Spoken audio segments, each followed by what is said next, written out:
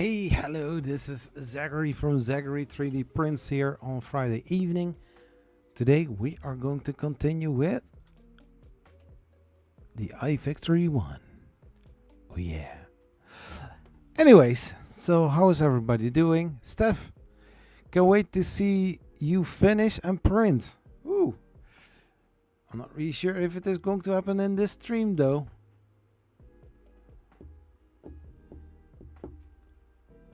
But indeed, it is looking nice.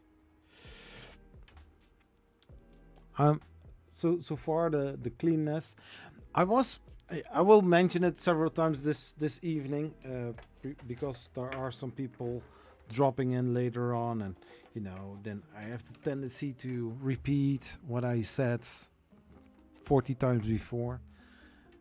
Hey, Montana Maker. Doing great. How are you? I am doing great. How are you? Yeah, I did my thing on YouTube, and I'm not really sure how people like it. Sometimes you have those things like, okay, my analytics says this, but I want to do that. Should I do that and leave what people want aside? And then I was like, okay, let's do that. Hey, 3DP UK, Phil, how are you doing? Love your new song. Just remember, kids, clean the bed, check the screws, lubricate the moving parts. Of course, not all moving parts, but if you have a little bit mechanical feeling and you have a technical skill set, you know exactly what I mean with lubricate the moving parts. Also, not suitable for work, but there are also other things. If it is dry, you have to lubricate it a little bit, or else it's not running smooth. What shall I say? Maybe next time I need to give a warning before somebody drinks something and then almost chokes in it. Yeah, that's what she said.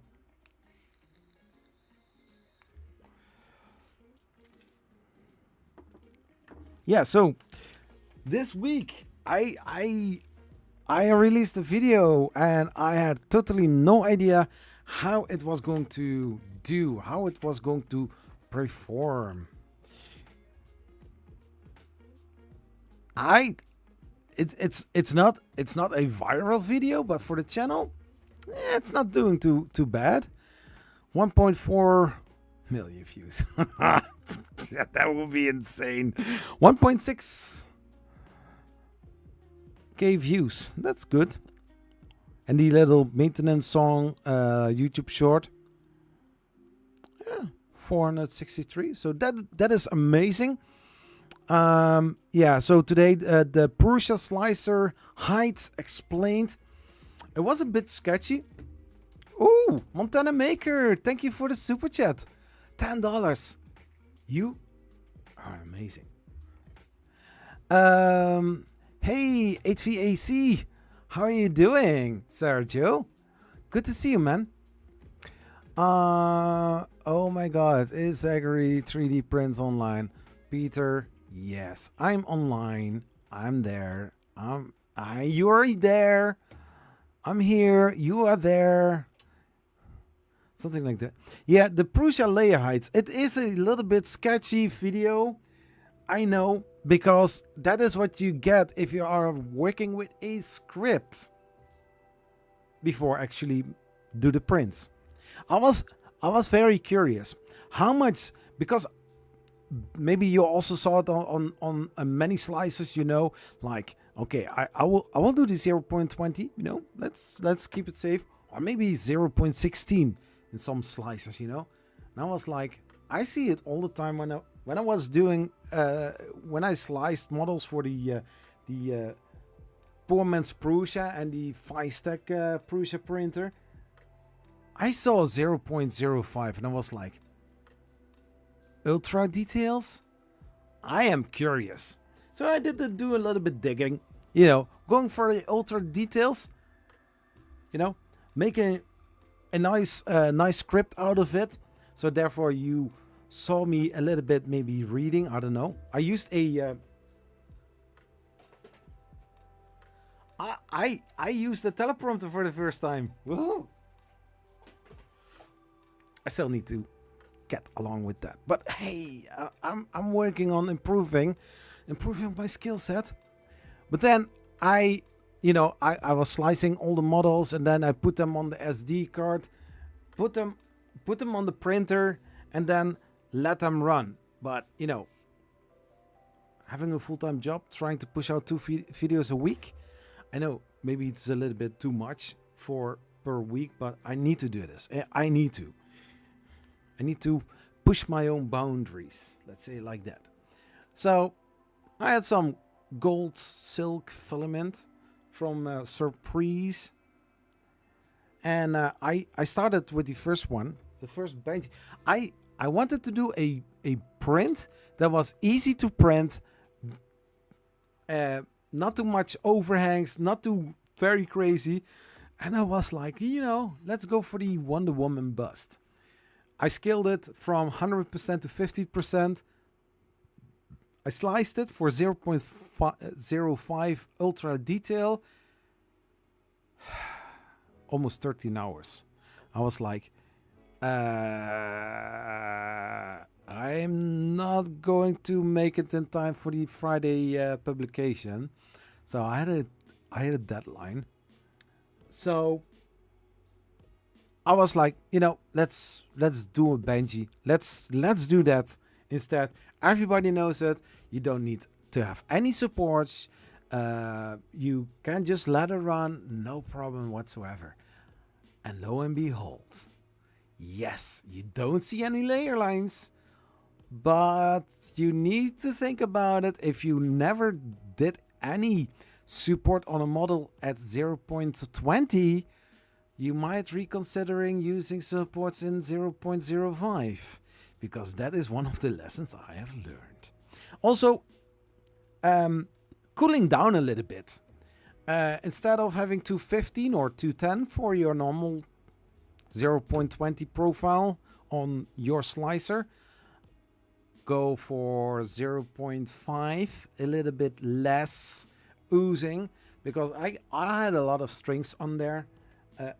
Especially at 0.05. 0.10 did also have stringing, but it was less. And 0.15 was actually pretty nice. But yeah, I used silk filament with a purpose, because if something goes wrong on silk filament, you definitely are going to see it because of the reflection.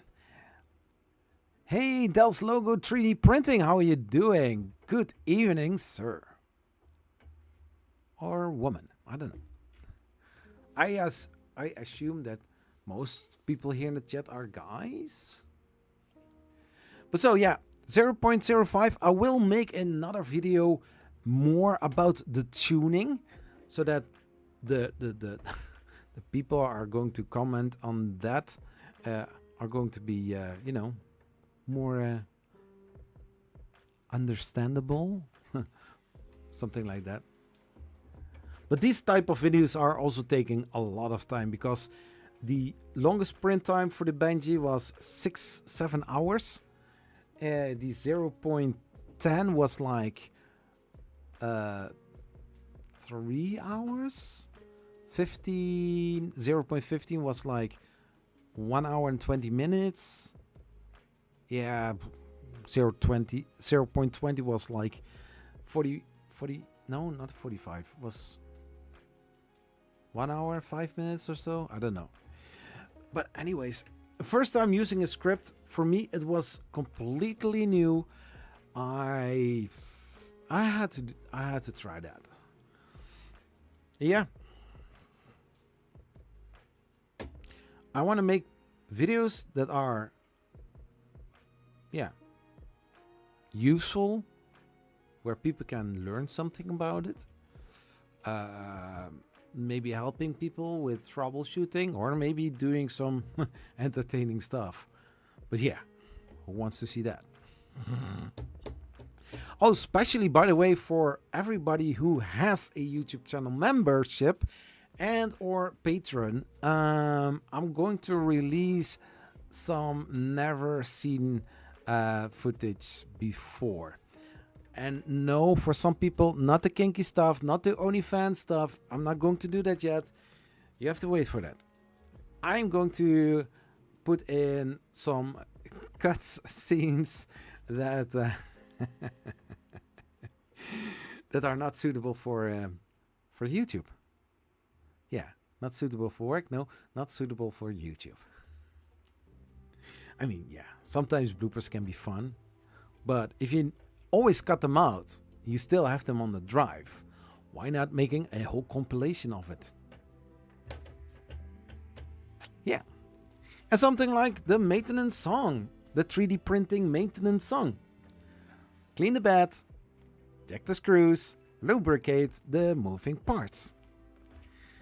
I want to end every video with that, but I don't know if it is getting boring at one time. But hearing it long enough, everybody is going to recognize the same sentence every single time. Clean the bed, check the screws, lubricate the moving parts. How's everybody in the chat doing? Oh, somebody was here last week, and this person said, yeah, it was not actually happening a lot. Dude, it was a stream of 5 hours and 30 minutes, man. Jeez, not happening a lot. What do you mean? I've got here almost a complete built 3D printer. Nothing really happened.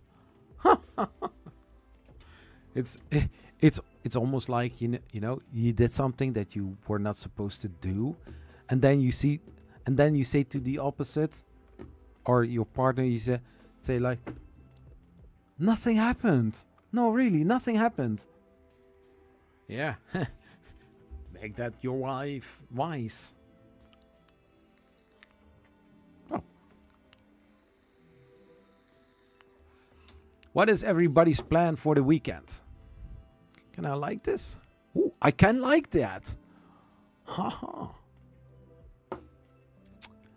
Let's report.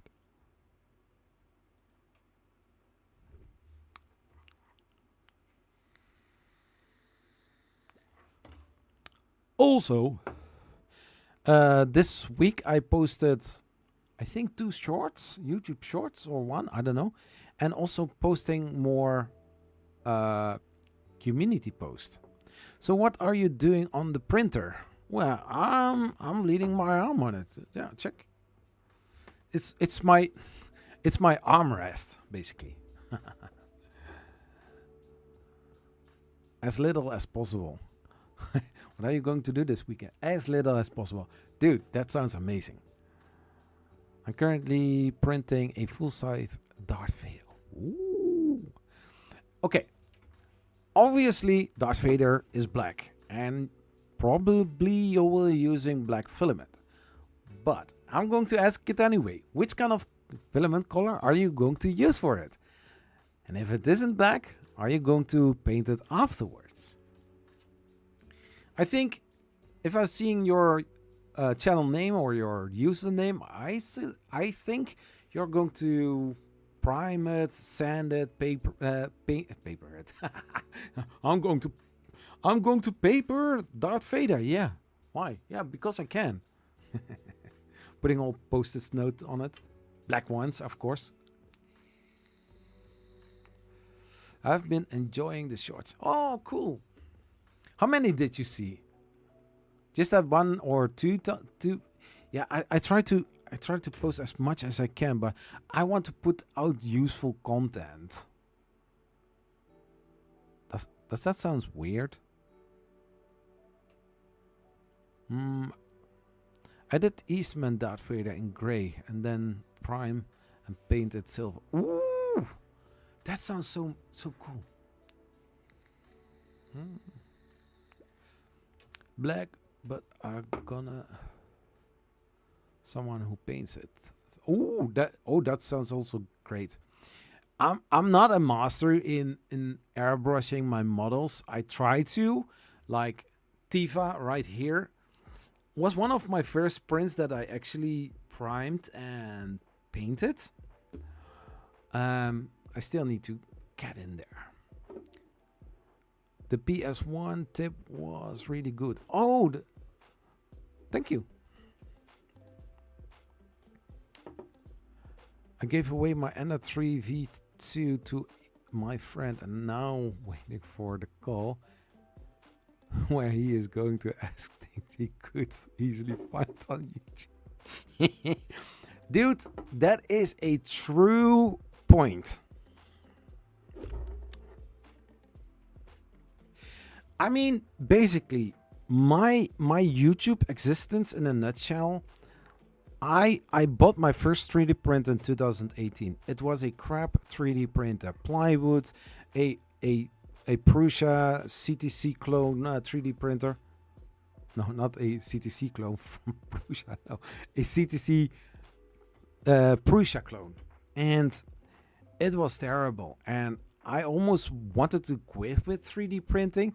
I remember the printer standing somewhere on a table or a cabinet, just standing there collecting dust with also some papers on it that I, had to sort out, sort of. And I was seeing it because it was standing next to the dining table. And then afterwards, I think a few months later, I saw an ad for a Ender 3 Pro. And I was like, yeah, maybe I should try this one. And I did. And I was like, okay, print is not perfect, but compared to it ones that I got, were amazing. So I was like, indeed, 3D printing is fun. And after several prints, I thought like, maybe I should just start a YouTube channel.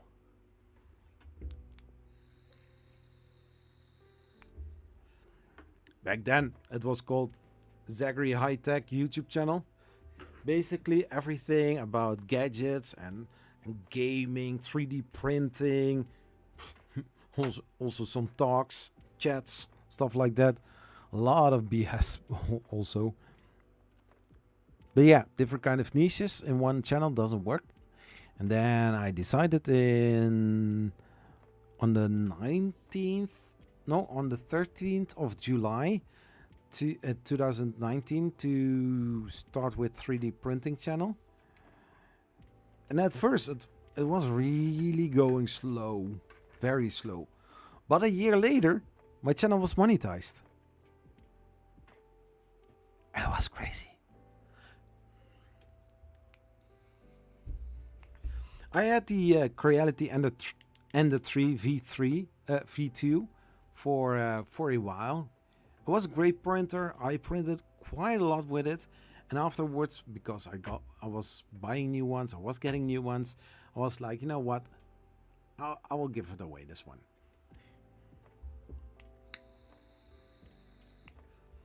And especially, and sorry guys for the people who are not living in the Netherlands or close by. There are there are moments that I will give away 1 or 2 3D printers, and yeah, who knows, Steph?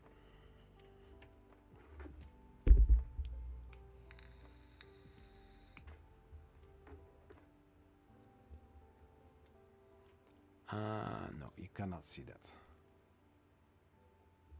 But on the floor, I don't know if somebody heard me saying that last week, but in the studio I have 15, 16 3D printers. Almost all of them are printers that work, that can print, but I don't use them all the time, every time. I just use them when I need them, because I'm low on filament. I did see a good offer of Sundu. I don't know the quality of Sundu filament, but like 10 spools of filament, 1 kilograms spools for like 60 euros. That's like 6 euros per spool of 1 kilo. And then I was like, oh, but then I have 10 spools of, for example, just one color, because they sell only white or only gray or dark gray, black, red, green, but not a variety of colors, just one color. And I was thinking, like, if I buy a package of 10 spools of filament, shall I sell them for like 15 euros here? Then I make profit like 6 euros per spool, no, 9 euros per spool. Repeat that several times and you are making a lot of money. But yeah, who's going to buy Sundu filament? My first was an Easy 3D X1. After 2 years, I bought the Ender 3 V2. Love that machine, so easy to change things, and it keeps working. Hey, Carl Fenton, how are you doing? Good to see you, man. Yeah, so the Easy 3D X1. I have one. I wanted to put clipper on it. I did manage to put clipper on it, but I was trying to get a Banshee out of it. I didn't get far. I think some of the people in the chat would know that. It was a terrible time to get it right. The ads are going to run right now. Just a quick break and I will be right back. Just a second.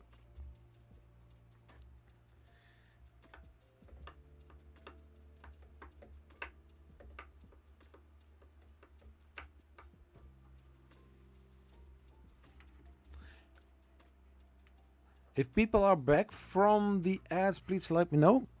Then I can continue what I was saying. I saw on YouTube Studio, I got a message. You can earn up to 175% more with live streams if you are streaming every week. And I was like, that is what I'm doing. I stream every week, but I don't earn 175% more. No ad here. Ooh, that's cool. Maybe because you're a YouTube channel member.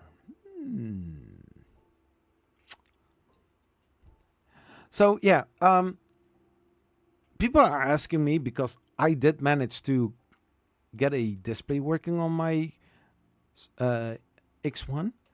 I got clipper working on my X1. People want to see those kind of videos as well.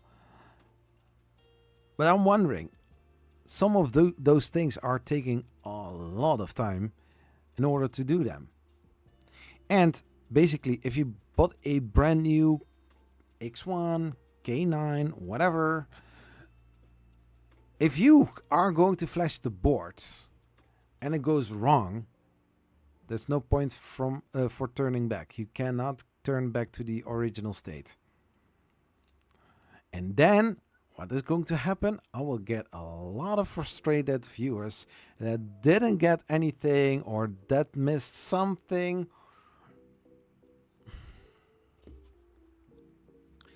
Because I did it during a live stream, and it took me a lot of attempts to get it working, to flash the board. And once that was done, there were also other things that I needed to do, like fine-tuning all the stepper drivers or the stepper motors. And because these are not normal stepper motors in there, no, these are geared stepper motors. So it's not 1-to-1, no, it's 1-to-24, 1-to-64, something like that. And get that right in Clipper. That is a whole lot more difficult.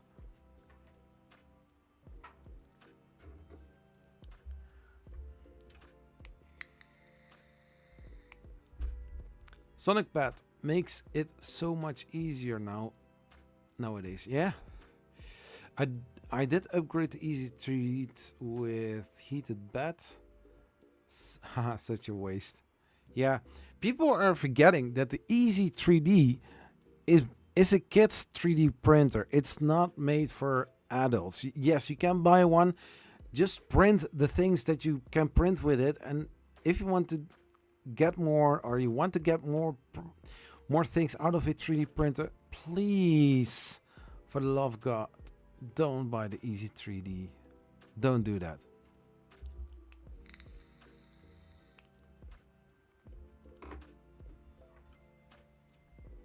I thought I'm not really sure where I heard it or where I saw it, but somebody was talking about having a print farm with all of those Easy 3D X1 3D printers, and I was like, what the hell?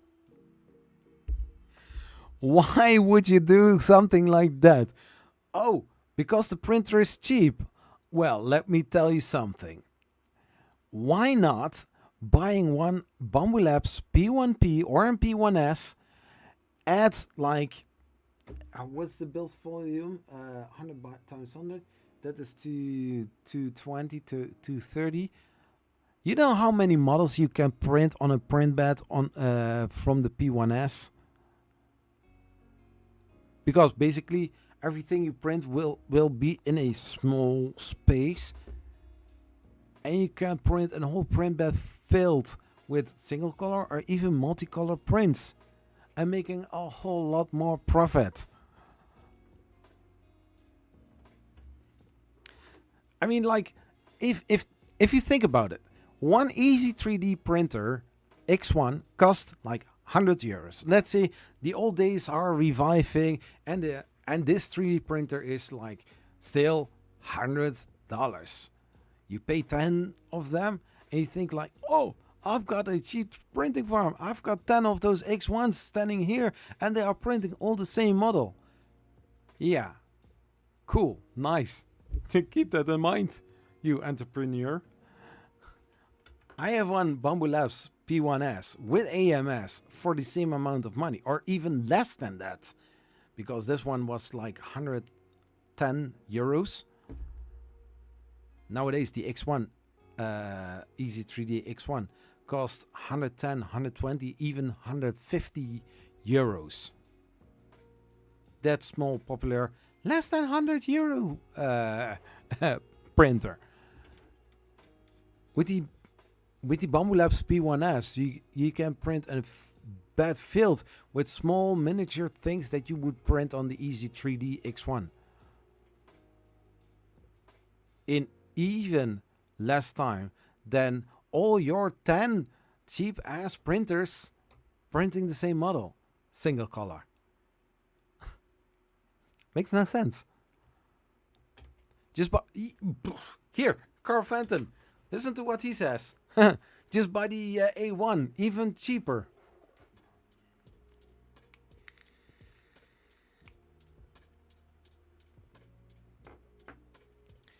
There is a brand new kids printer coming on Kickstarter very soon.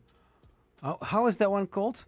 Because, as people would know, I used to do a lot of news and updates videos or closer look videos.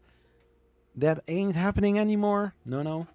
I was thinking about it to do the Anycubic Cobra 3 combo, but I was like, there are already reviews on YouTube. Let's not do that.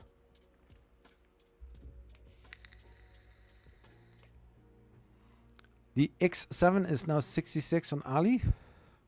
Oh, I did see some amazing stuff on AliExpress, which I potentially can buy.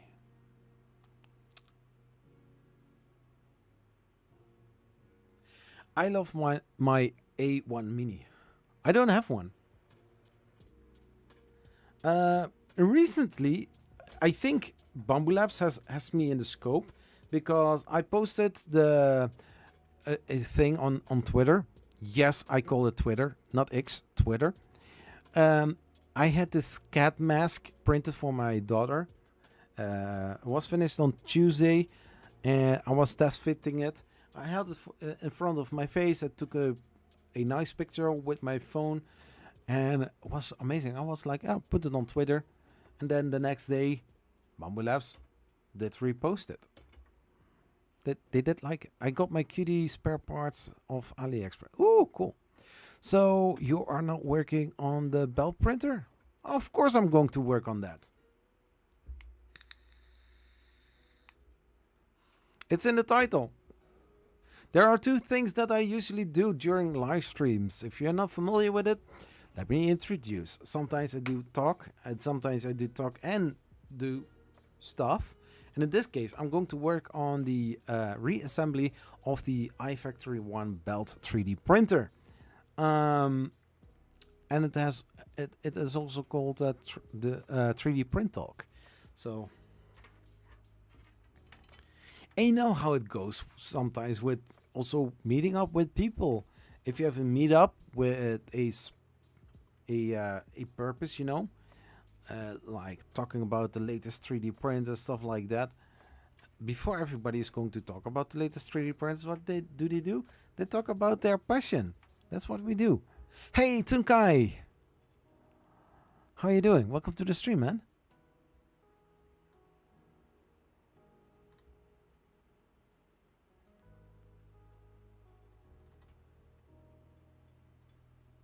Jejo is Sunlu, right? I'm not really sure. Could be.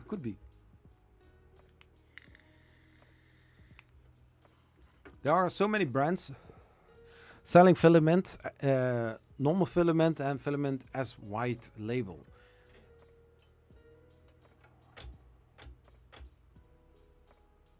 Just joined in. Hi, cool. Cool to see you, man. It's weekends, so we are going to do some cool stuff.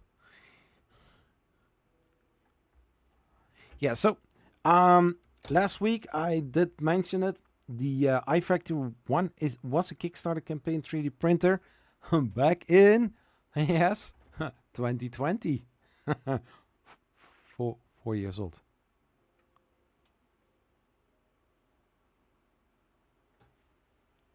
So they made this printer based with a base frame from an Tronxy Core XY 3D printer, and they took as much as parts from that printer. So if we switch over here, like you cannot see that.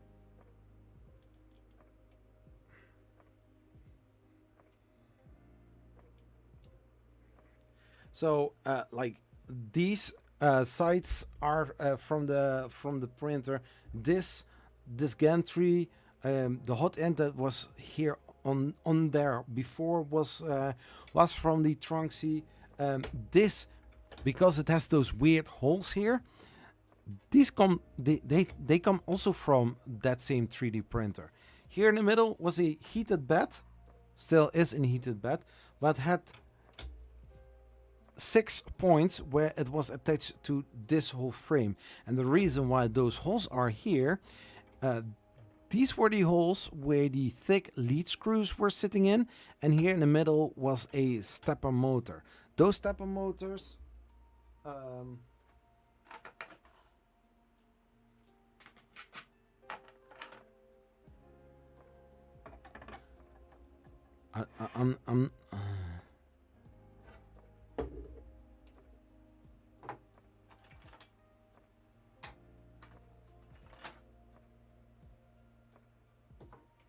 I'm not really sure if it are those, but basically stepper motor here with a lead screw and there one. I don't know if they bought kits that were customized by Tronxy for them, because I cannot really imagine that they threw away like all the lead screws, the smooth rods, the motors or other stuff. You know, I don't really like something like that. So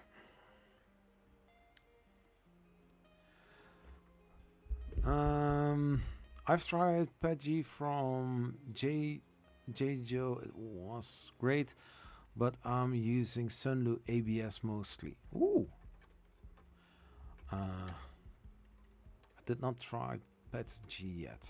But will soon. Yeah, I have printed the orange parts are all PETG orange from Prussian. Very nice filament.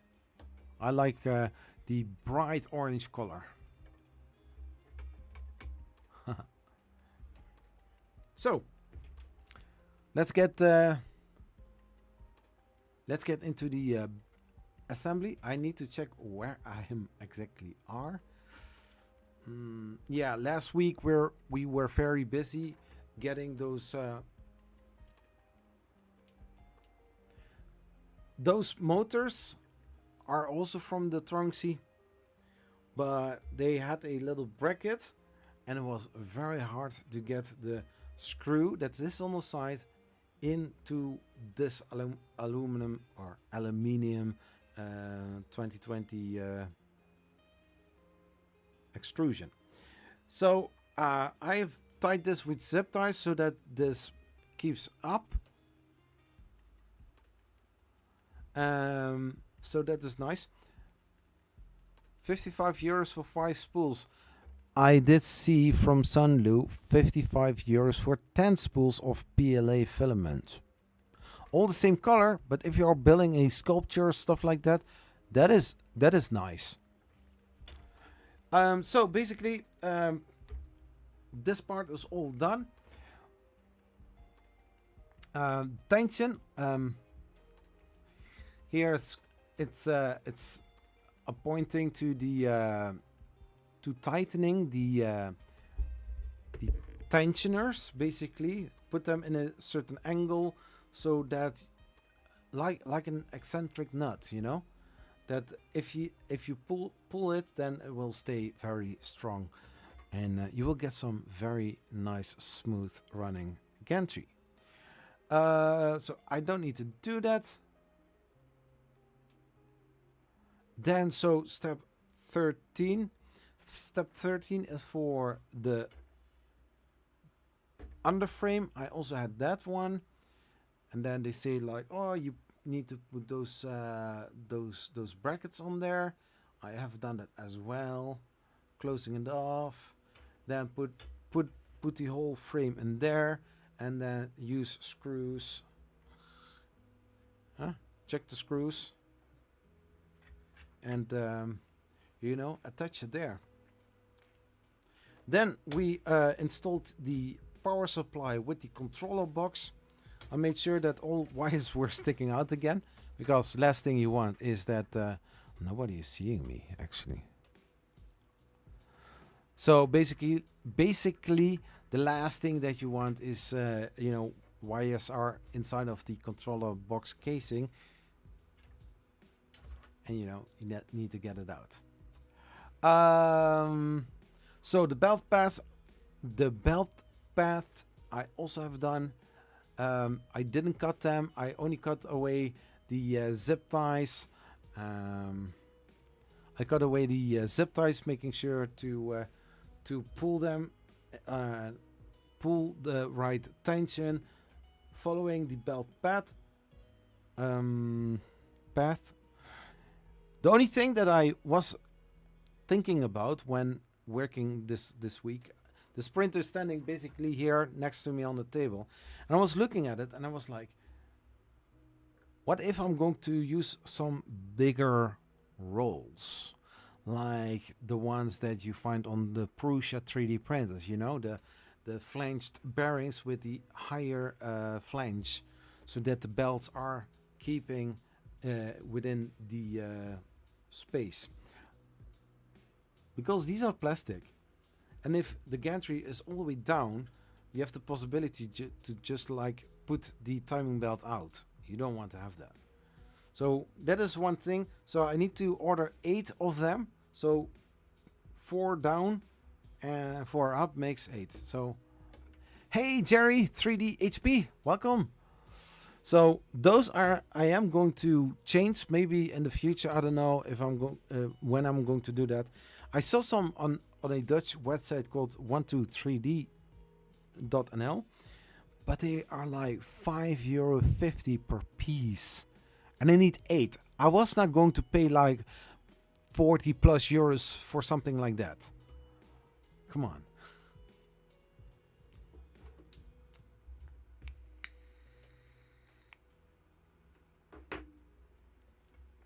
So they say release the 4 M3 screws in each motor plate, pull the motors upwards as shown in the picture. So if you're ever going to do something like that and you need to put tension on those belts, make sure to have them all the way down. Make sure to have some decent tension already.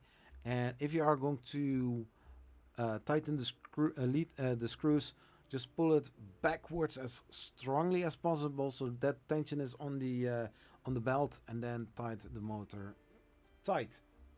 Tighten the motor tight. Clean the bed, check the screws, lubricate the moving holes. Yeah. So now we arrived at the part where we are going to make the bracket for the heated bed. Yes, this is a belt printer, but it needs to have a heated bed in order to get models sticking to the conveyor belt. So I have done that.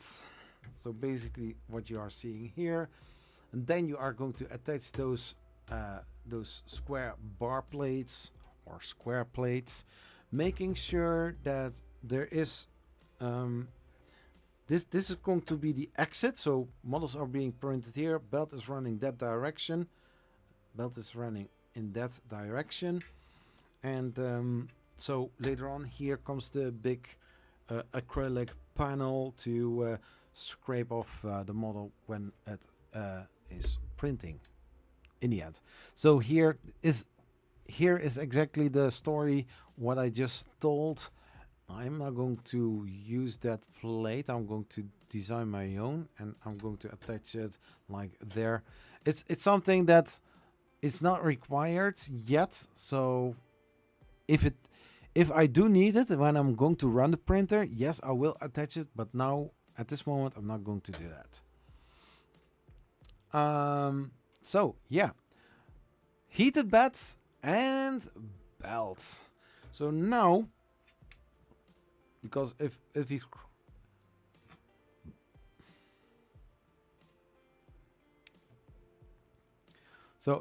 if we are going to check the whole part, as you can see, so they put the belt over the heated bed, and then they are going to screw all the screws with the springs in there, making sure that the belt will stay in place.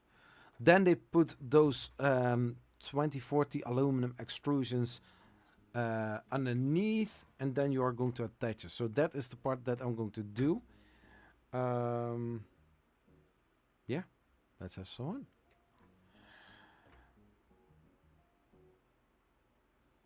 So here they say also something for the distance. And they say like the distance between the end of the extrusions and the connector should be 95 millimeters on each side. So on this, so on this side and on this side.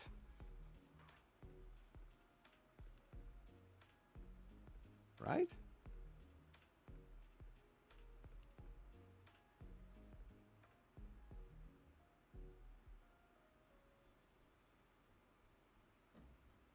So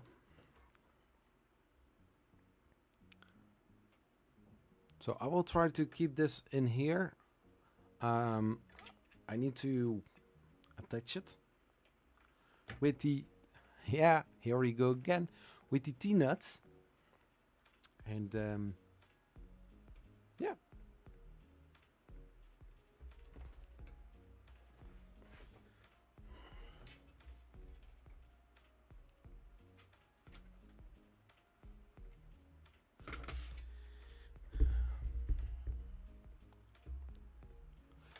Martin Huber. The plate is made out of POM as all the laser cut parts on the printer. POM is much stronger. You're pointing at the moment I'm going to design something and then yeah. So basically what you're saying, not print it.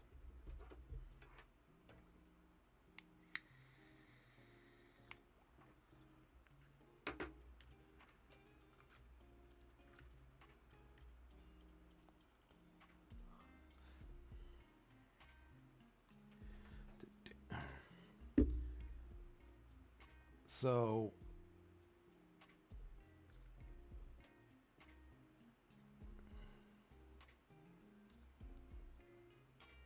let's see.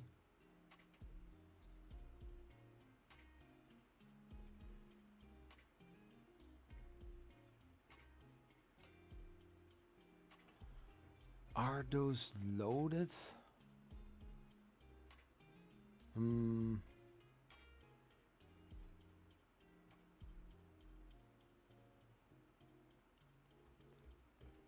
But just a question, Martin. I have the feeling, just like with the acrylic, that those parts have a little foil on it.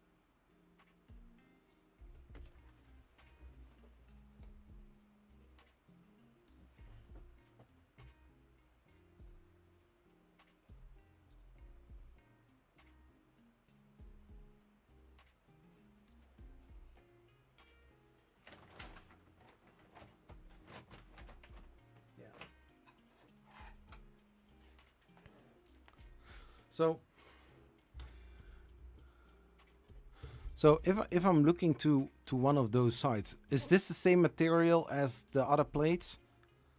Hey, Lucid Fox, how are you doing? Cool. Good to see you.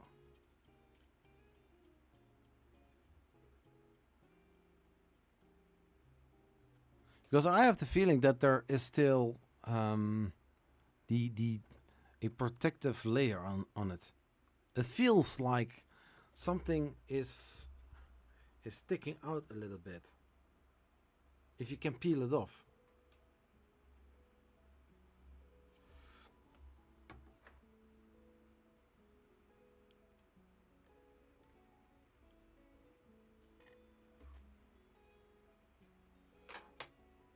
Let's see.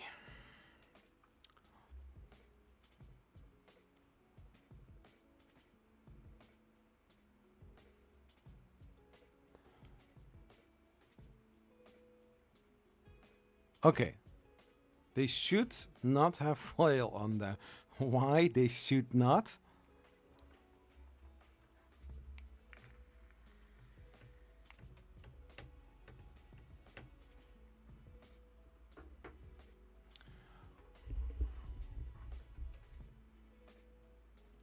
Let's see. So I see here on the picture in step 25, I see M4 screws with the T-nuts also there. So no, M5. So somewhere they were already loaded.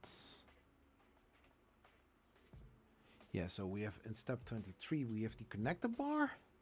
Slide the connector brackets onto the square bars with the notches for the springs facing inwards. Yes, I have that. Ooh, you did great, Zach.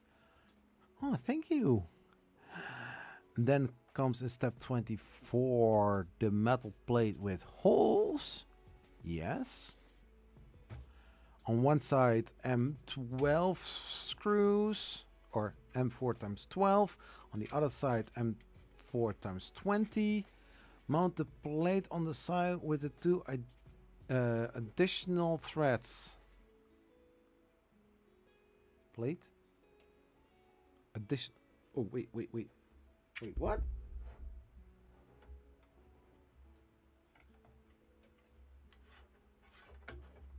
my gosh. Zach screwed up.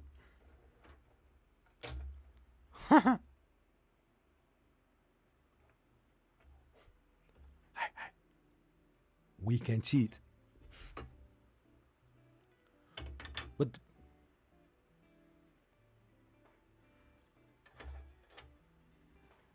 wait.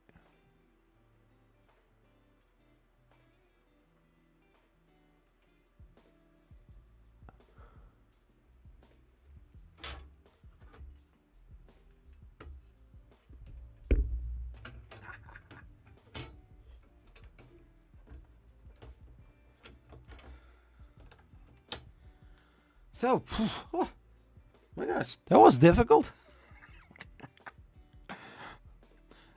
I can imagine that there are people just but oh, those are also not aligned yet. Can still move them. Let's see. So on this side there are the M20. No, they are not, because there are the M4 times 20. Here are the 12. Yeah, I know, but I don't mind. I don't care. Just one of them.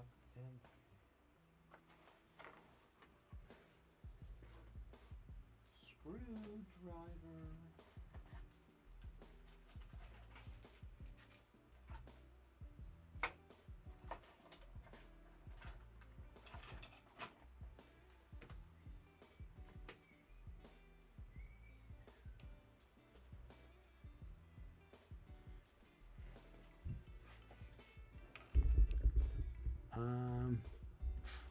Where is my screwdriver?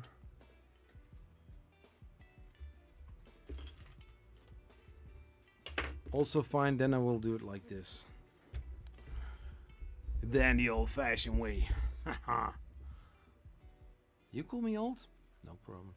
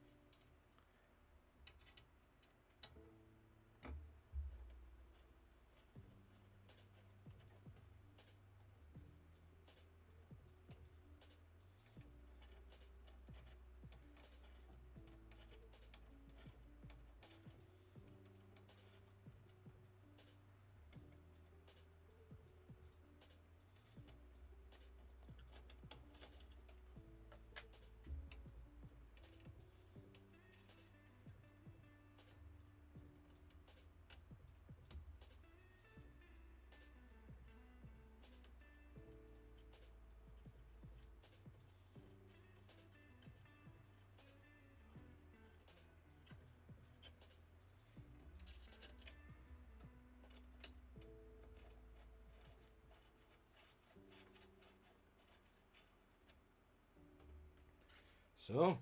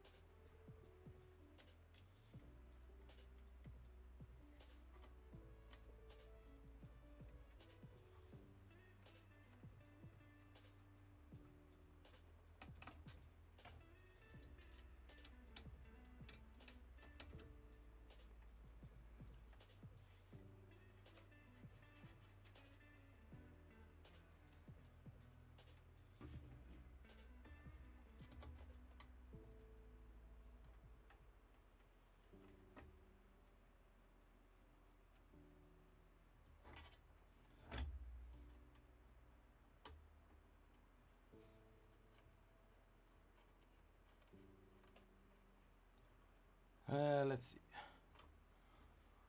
5 likes, 10 current viewers. Smash that like button if you want to.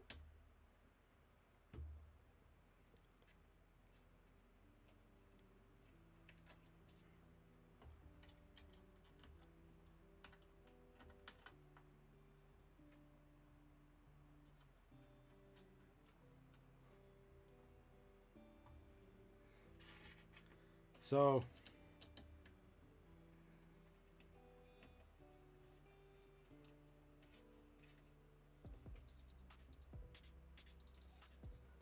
what's your current favorite printer? Good question, Lucid. Boy, I do print a lot on the QD Tech X Plus 3. The one right over there. It's just a single color 3D printer. It can print PLA, PEGI, ABS, ASA, PC. It can print different kind of things. For myself, I only printed on their PLA, PEGI, and ABS. The ABS ruined my build plate because it was sticking so well that even the, textured PEI sheet couldn't resist it. Yeah. So on the bottom side of the PEI sheet is now a raw sheet metal plate. But also on the Vicetech i3 Mark III's Prusa clone, it's printing amazing. 270 euros.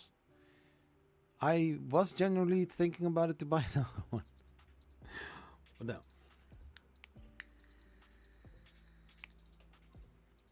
Because basically, I don't know if you saw it, but right over there, here, is a box from LDO with a kit printer in there. Yeah.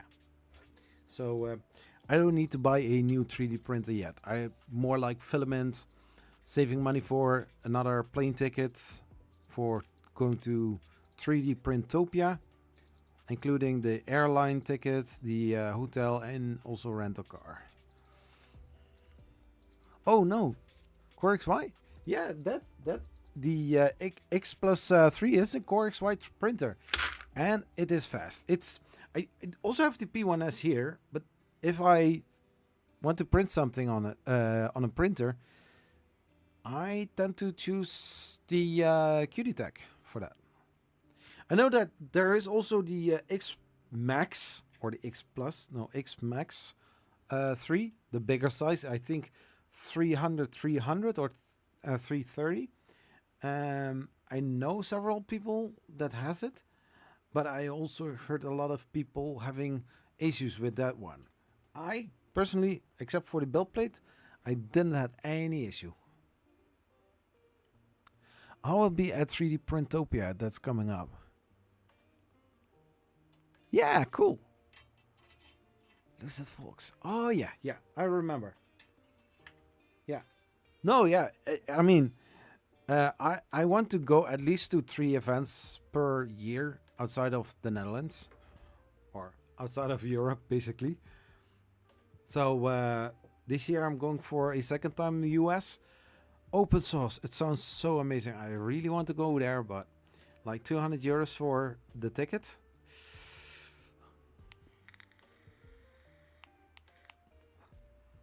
I need to work harder for that. I need to put some challenges for myself. Going to continue with the Cantilever Core XY concept, the Z Core, and also doing some other crazy stuff, I think. But most of all, staying real and keep being myself. So I changed the screws because the M4x12 needs to be on this side. The 20s are on this side because there is a plate coming over it, on top of it. I'm not sure. Will be at 3. Okay. Yeah, you said that. Yeah, I know, my friend. My friend and I had a table at B-track automated filament change. Oh yeah. Just taking up some space. I'm still amazed that there were still several empty tables there. Also in the North Hall, there were several empty tables, makeup tables, I believe, and also on the South Hall. So for the next time, I'm going to see if I am able to bring 1 or 2 small portable 3D printers with me to Remerve, maybe even to 3D Printopia. My goal is to bring at least 1 3D printer with me that is portable and I can put in a case.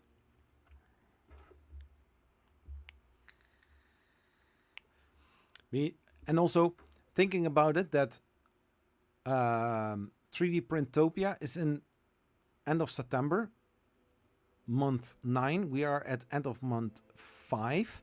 So meaning in 4 months, I need to have this project done. And of course, videos out because people want to see that.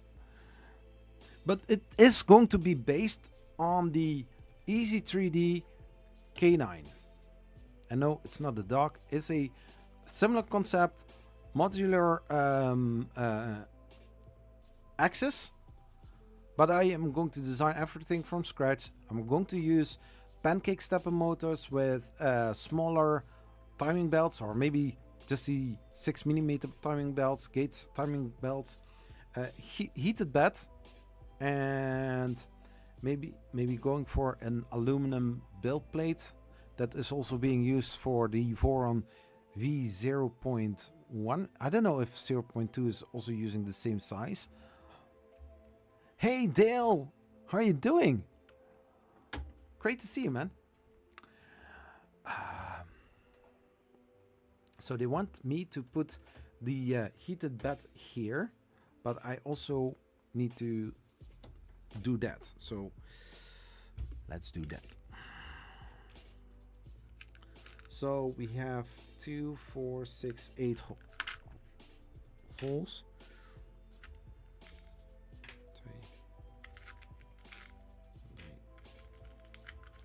3, 4, 5, 6,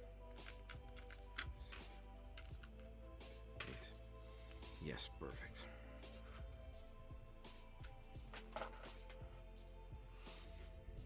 I'll probably bring my modified Voron V0 with me to the next event. Oh, cool. I would love to see that. And I'm going to keep a spot on my SD card for you. You know, I can talk a lot during streams and in videos. I need to cut sometimes a lot of parts out of a video because I just talk too much. But then if I'm at the event and I don't know all people, then I too shy. Hey, Kavoka Designs. And Zach, tell me. Oh, sup chat gang. And Zach. Yeah, I know.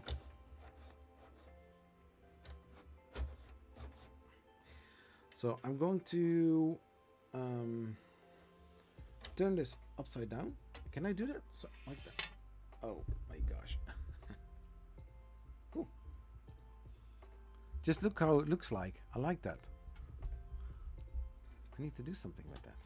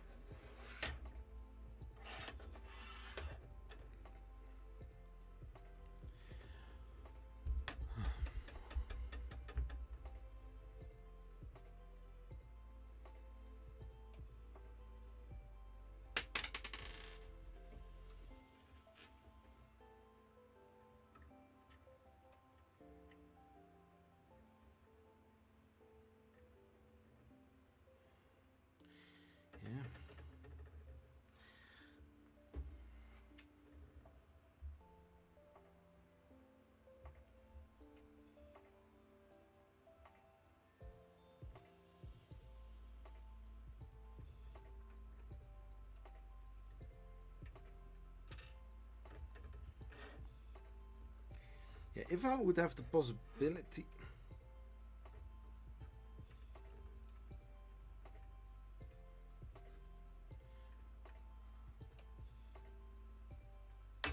If I would have the possibility, I would make these brackets a little bit bigger so that the hand from the screw will fit right nice flat in there.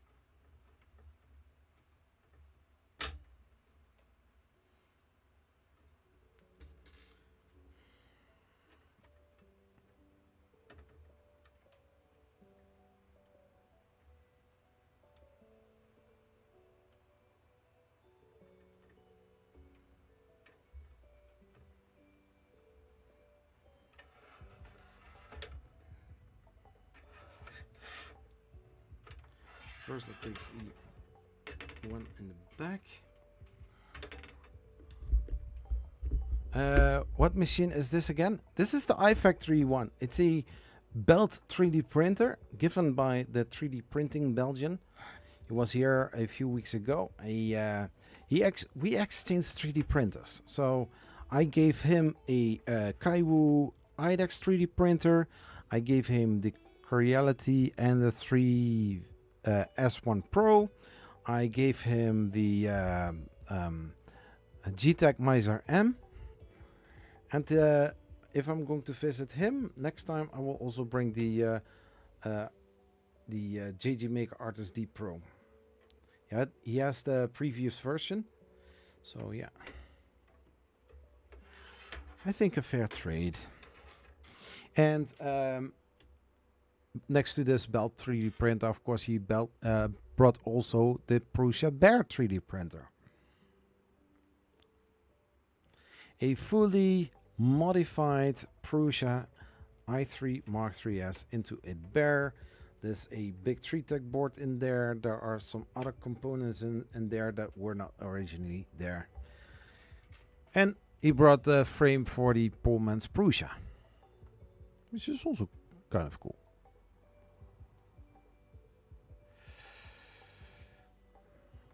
So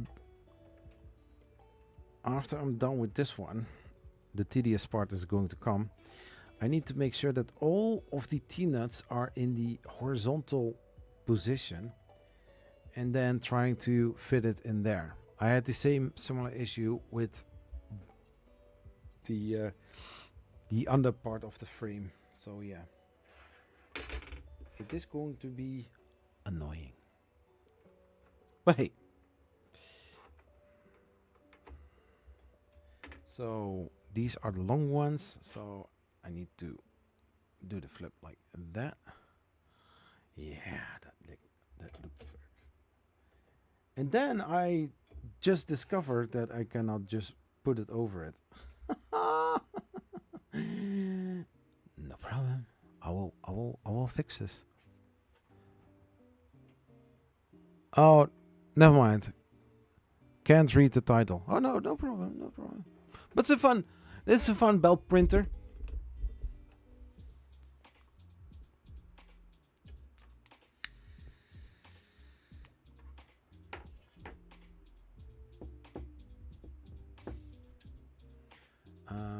I've got here a little dot standing.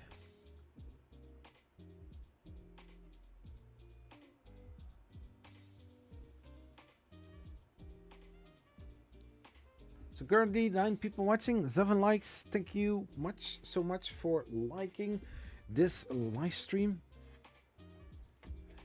Of course, there will be in the future. I will be doing a recut version of this live stream, where people can just watch the whole thing built. Of course, it's not going to be a normal, standard, long format video.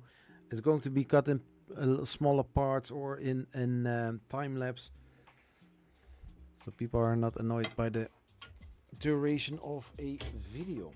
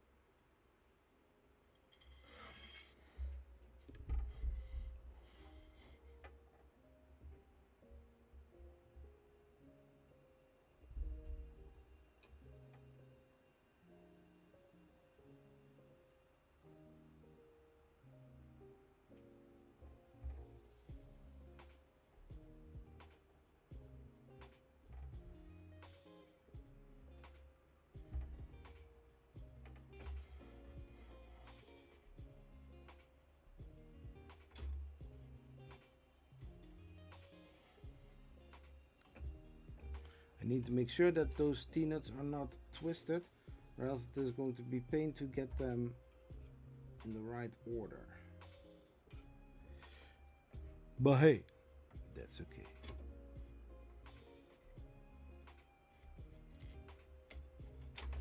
Yes.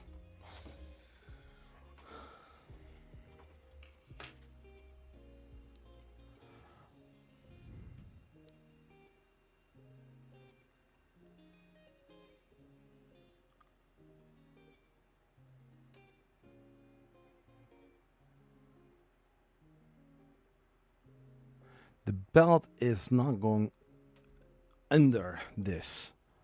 So why are they saying like install the bed first and then? I ain't going to do that, son. No way. Now we are going to do this side as well.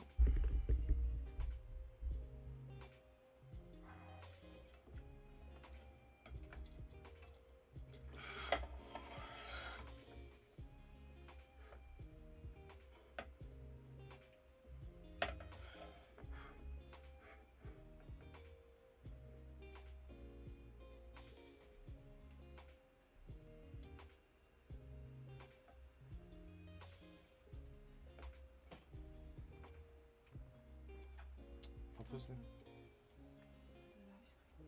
Ja. Ik heb gezegd dat ze om 11 uur available voor moeten hebben.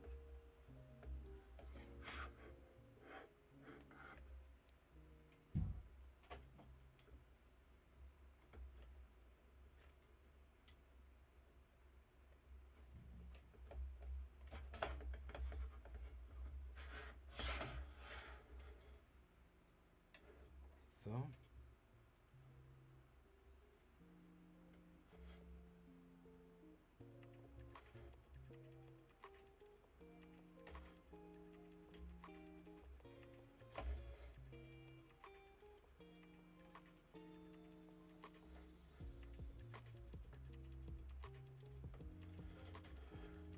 Yes, perfect.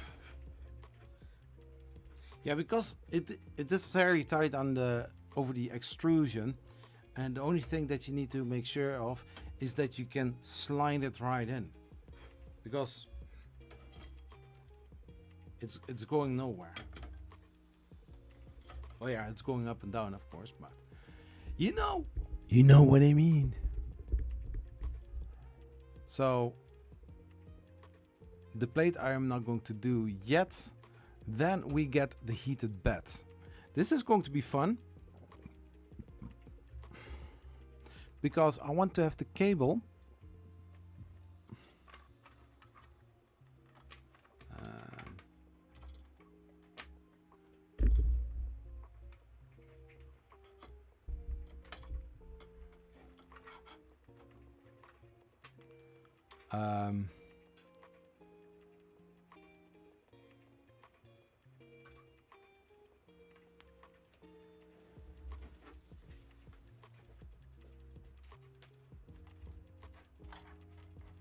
oh yeah. So here on this side, where also the ribbon cable is, where the on-off switch is, there is the thermistor and also the wires for the heated bed. But I wanted to do it like that so that they are not in the way and not looking ugly, because that's something that I don't like. Hey Maverick, welcome welcome to the channel. Thank you for subscribing.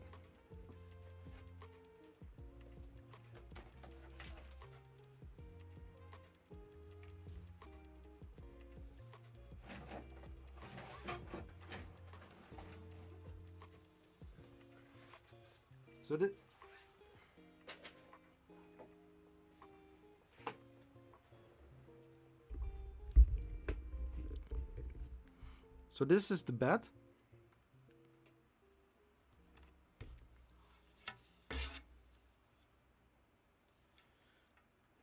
So it comes right here, of course, with some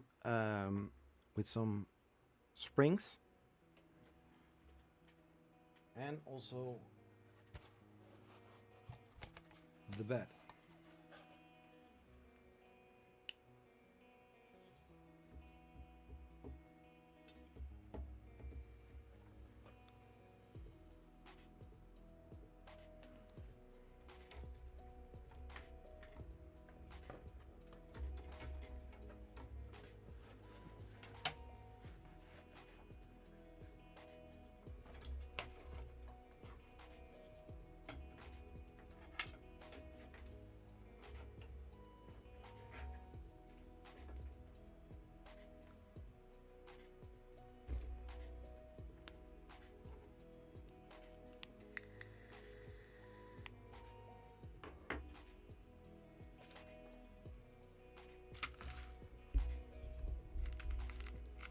One, two.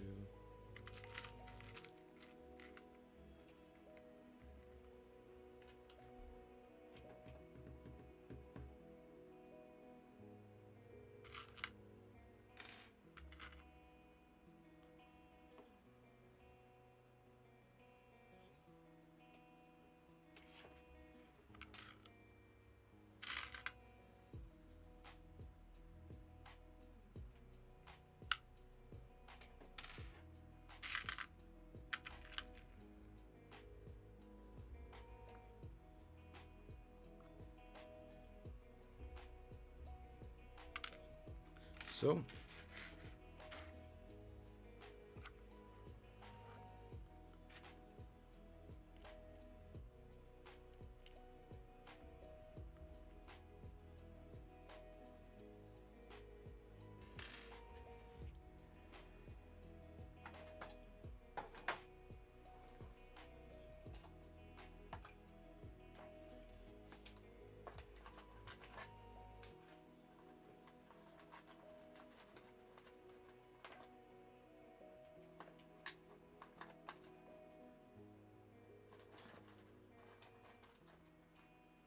So the springs I also have.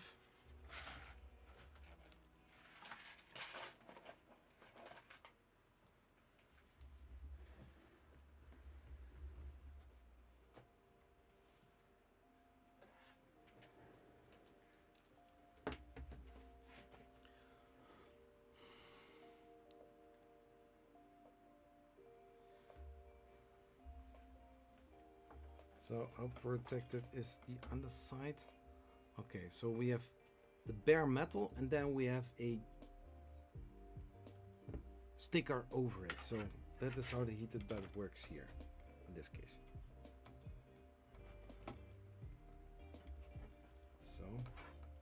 we are going to move these all the way out.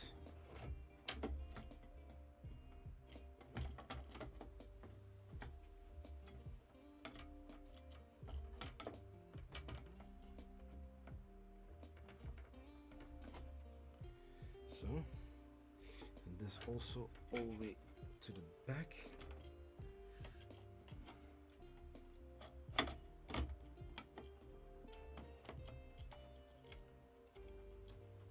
Well, for the people that are living in the Netherlands, but also in Belgium, I am thinking about it actually to go to the Maker Fair.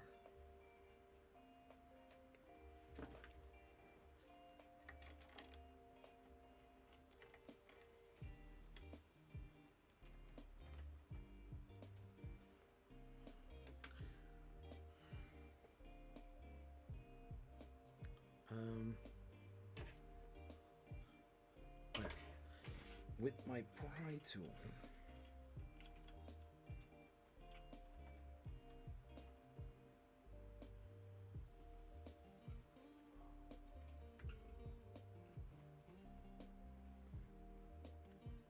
Yeah, this is not always straight.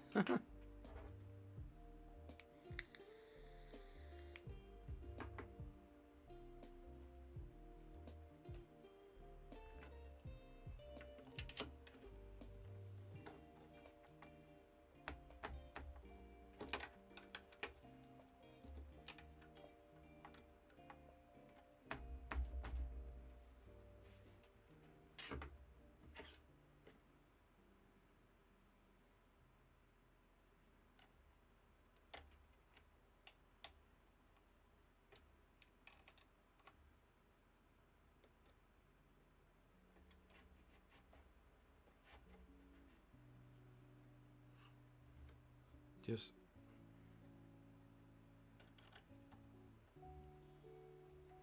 so. Okay, so that is that. Now, first checking if all the holes are on the place where I need to have them.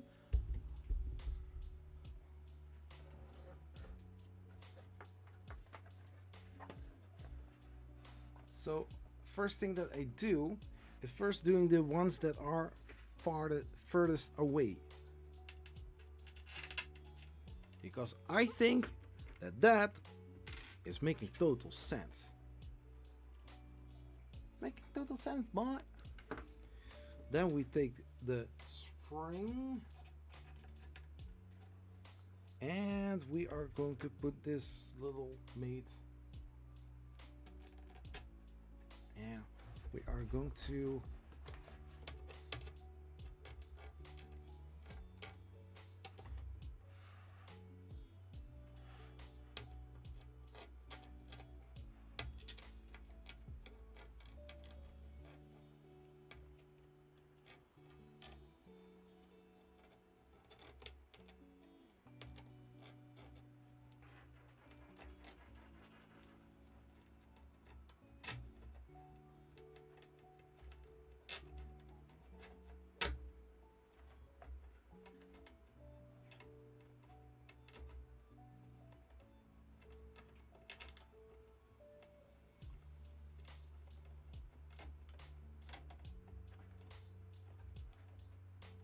I don't know who did, not me.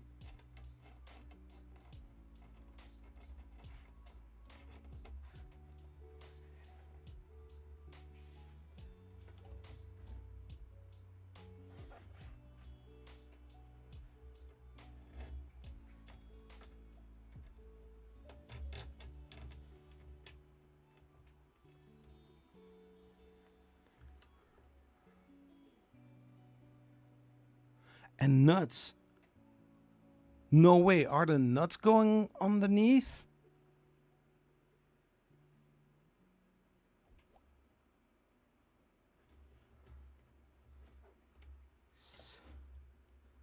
Are you serious? They're bonkers.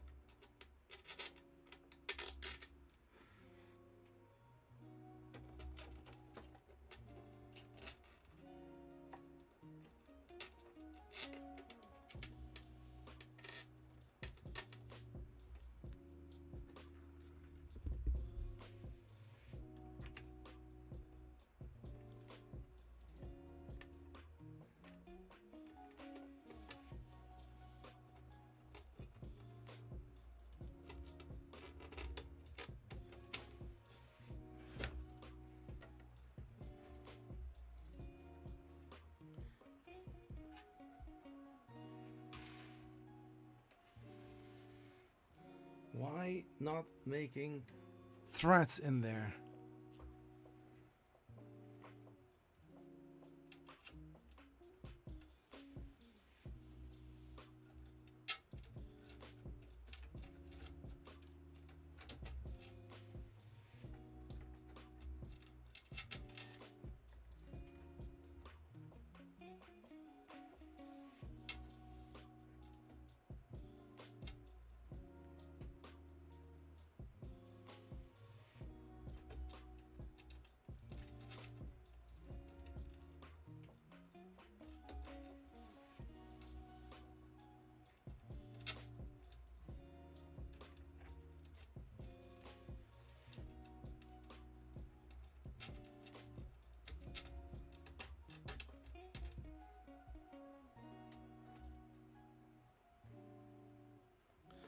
But I know those brackets will hold the M3 screw nuts, so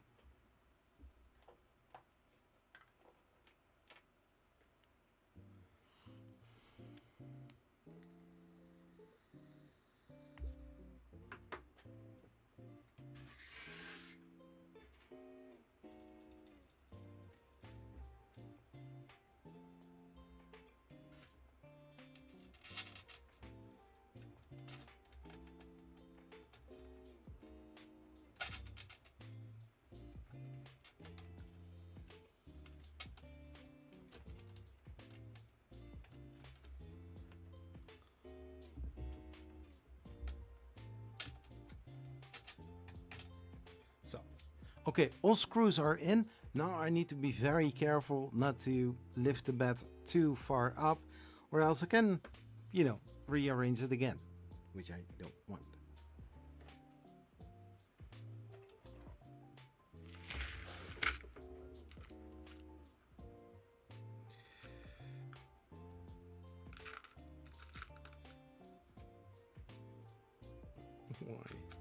Why would you go for something like this cheap?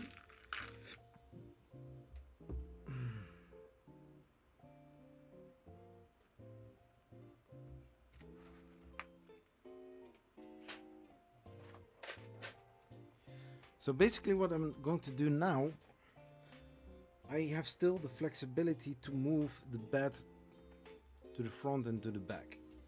So putting the nuts there.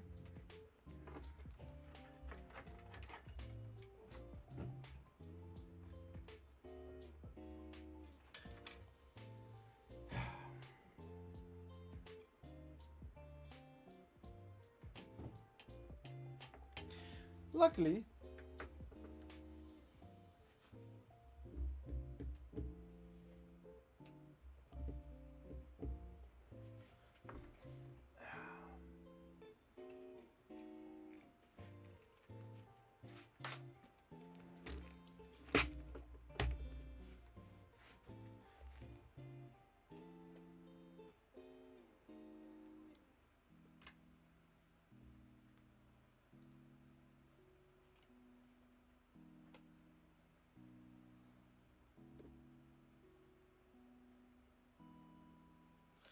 so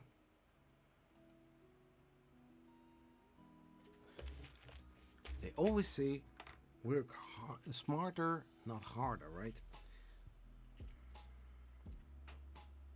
So I'll put here an I will put here an M3 nut in there, because one of the nuts fell into the control box.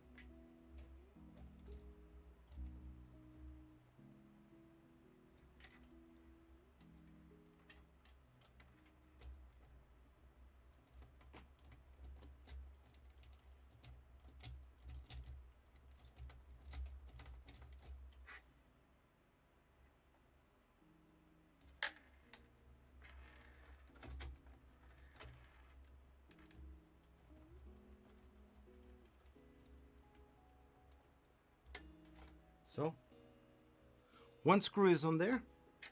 It does work. Still fiddly job to do.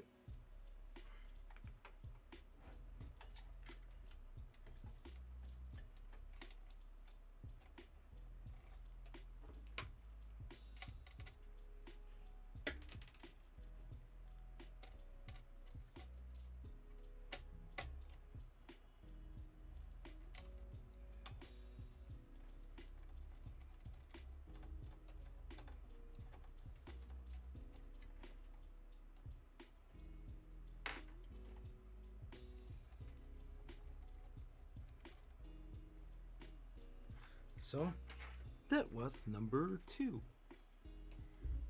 Let's run the ads and I will be right back.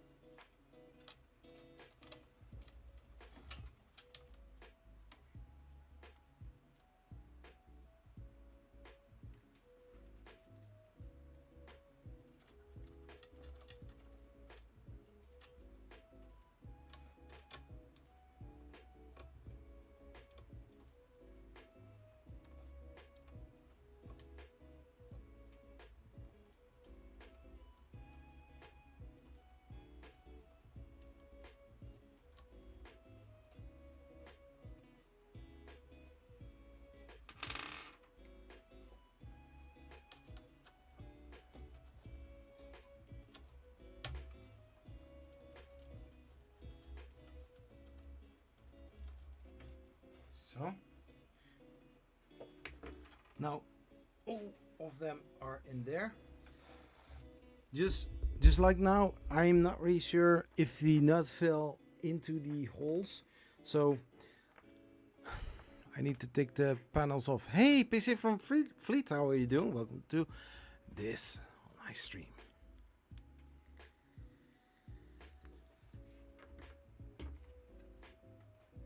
And basically, now that the bad springs are on there, no music? Ah.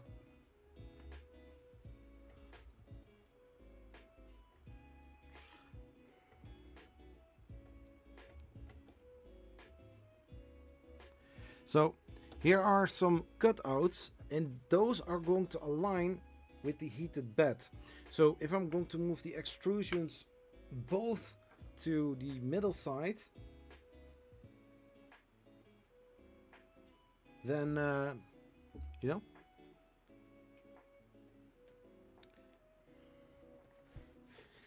then it's going to grab the nuts.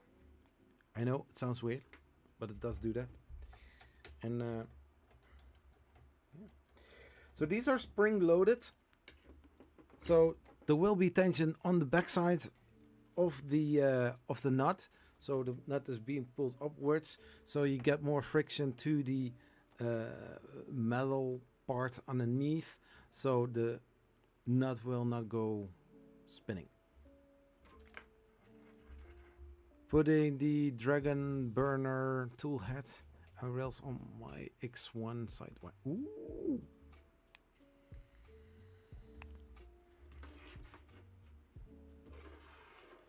So, okay, so we put these screws inside of the heated bed.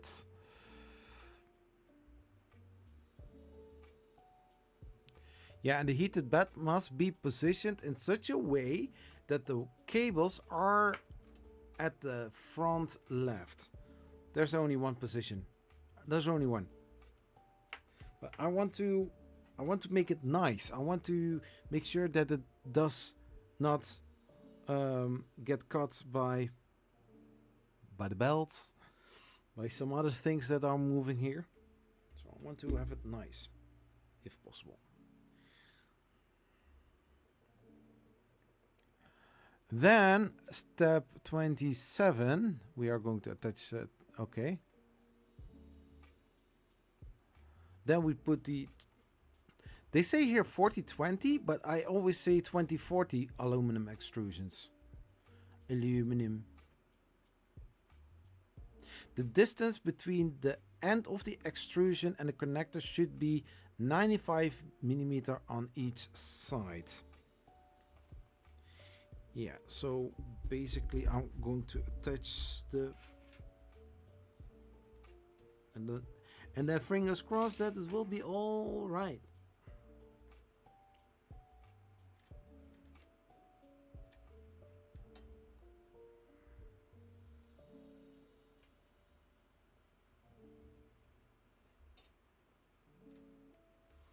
That's too big.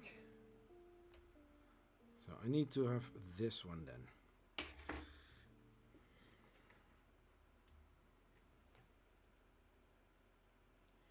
And they say 95. Do I have a caliper? Yes, I have.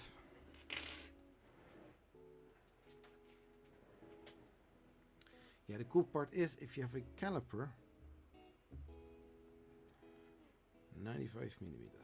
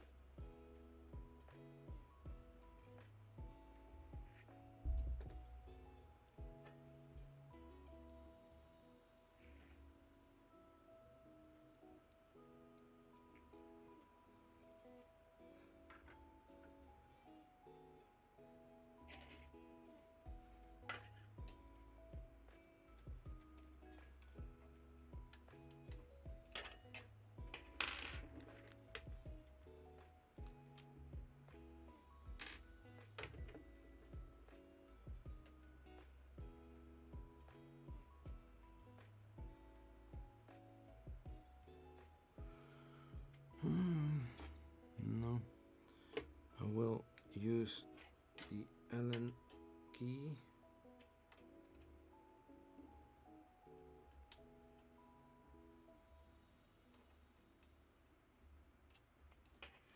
So we take the caliper again.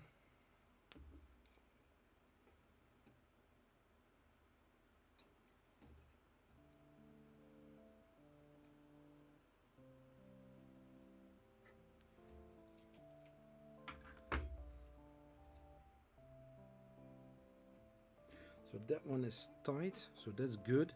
That's what we want. And then on the other side it should also be 95.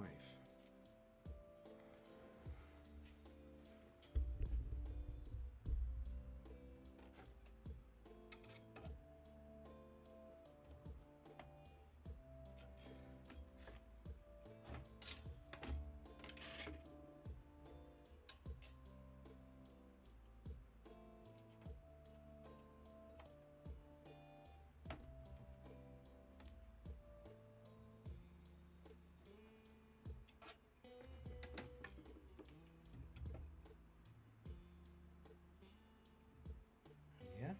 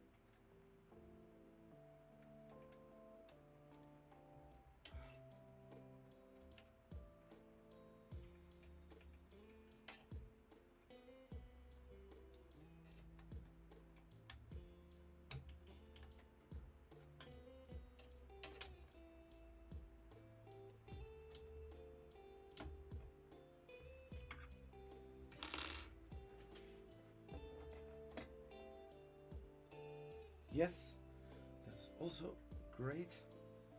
And then the other one should also be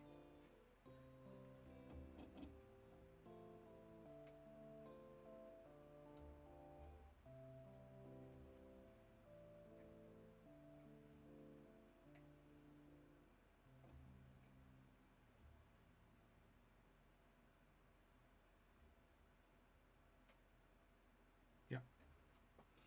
Nice. Where? Right here.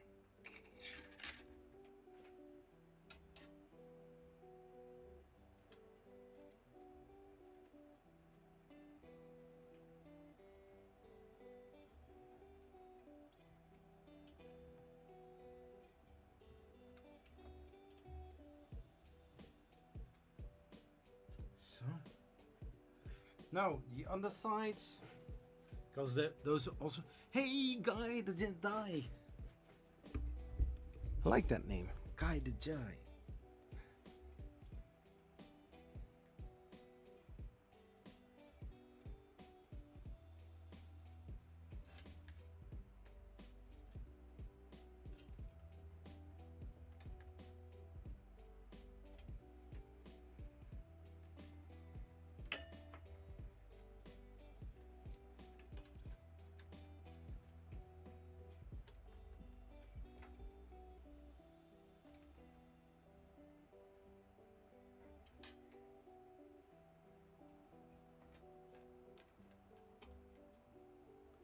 How are you doing, man?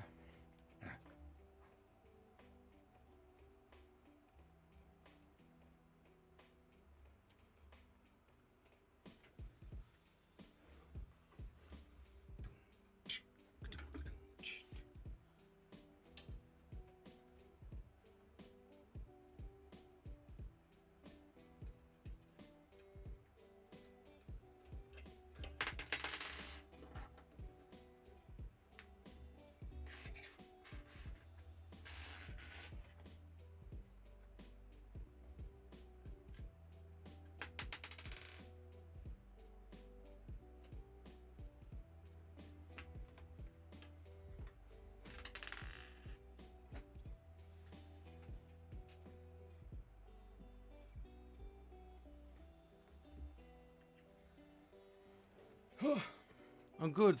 Long day at work today, but good. Thanks. How are you? Well, I good that you ask. Yeah, today home office. I was working at home. I worked from 8 a.m. till 5:30 ish, kind of.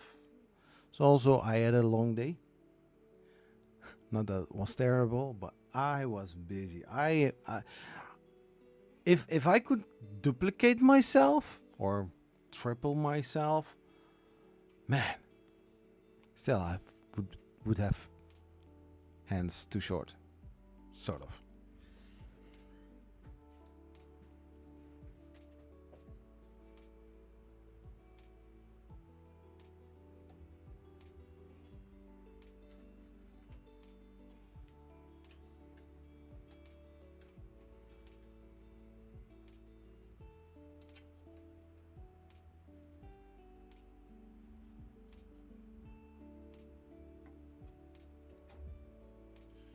Okay, cool.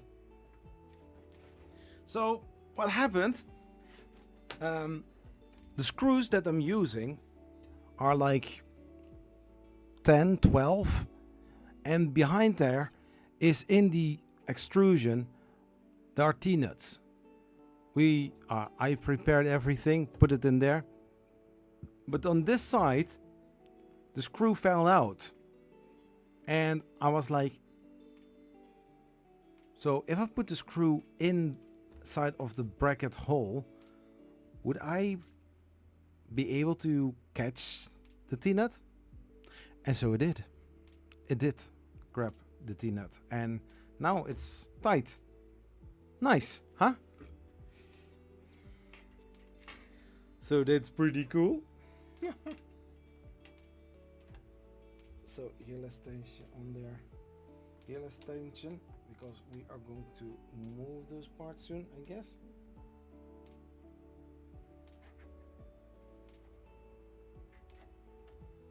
Yes. Now we are going to attach the Z1 brackets. We are going to attach them on the side where here is the iFactory 1 logo on that side. So that means on that side I need to attach the motor mounts with stepper motors.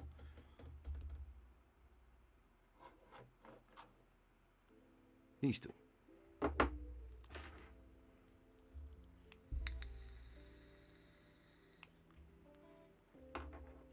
The problem is, however, like when I was disassembling the whole belt printer, I had problems with the shaft. Now that I think about it, I hope, fingers crossed, that everything is going well. Well, I think everything is going well. Let's see.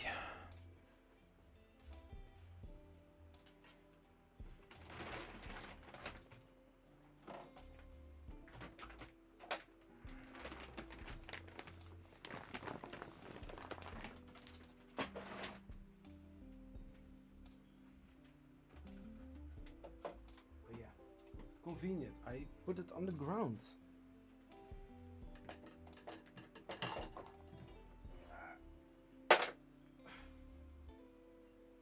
Wait, you just dropped off?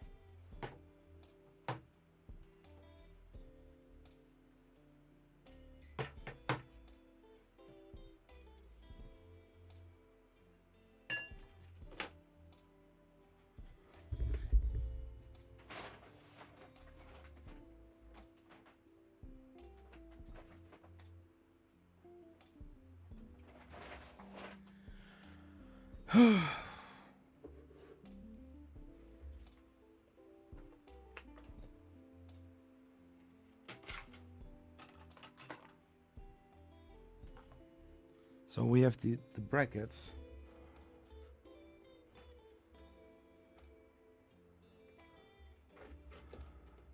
So it says Z1 bracket, Z2 bracket. So here's going to be the stepper motor attached to. I did mark both of the stepper motors before I remove them.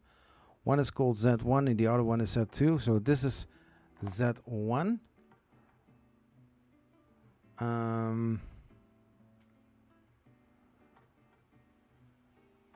Z1 is going to sit right like that.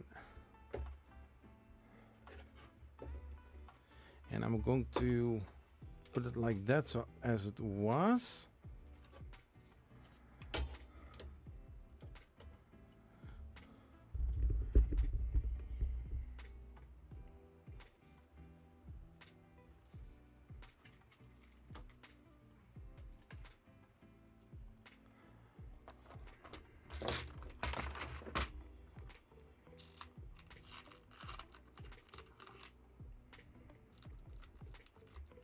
Yeah.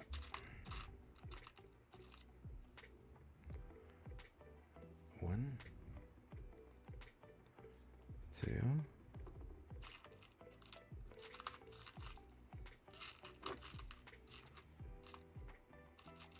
three,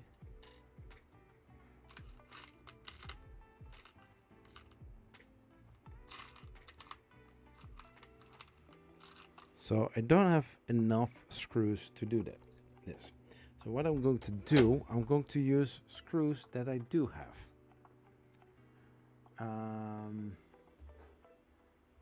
So since these are pre-assembled here, they come here on the instruction as a pre-assembled unit. I need to figure out which length should be sufficient enough. So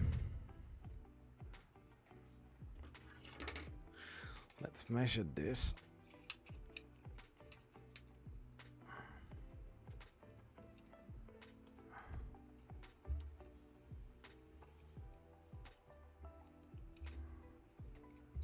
Okay.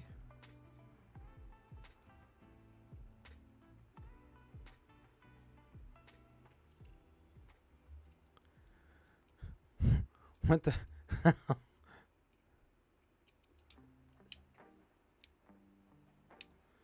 Okay.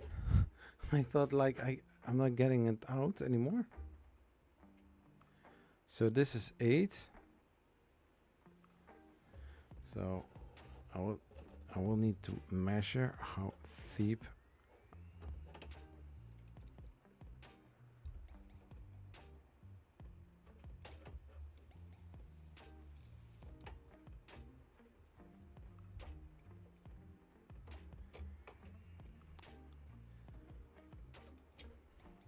Okay, like 14 if it goes all the way in.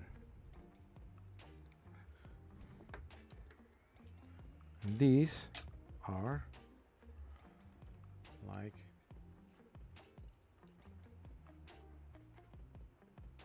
12. Is 12 sufficient enough?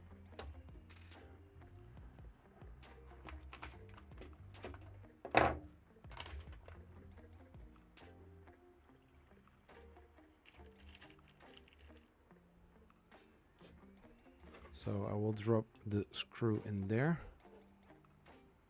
Oh yeah, it sticks out, so it should be more than enough. So I will face.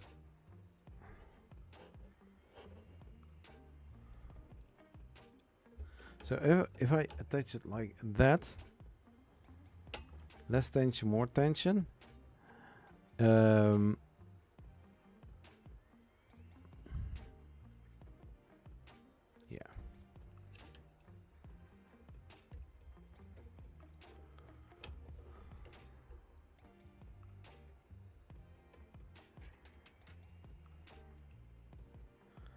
Nope.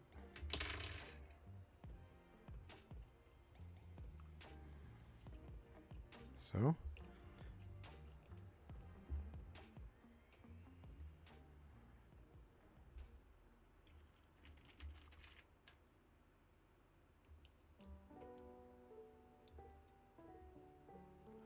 So 2 screws in.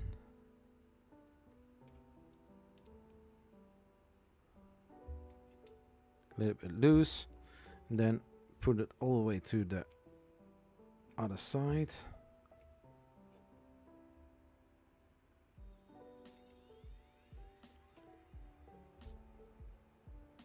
So, like that.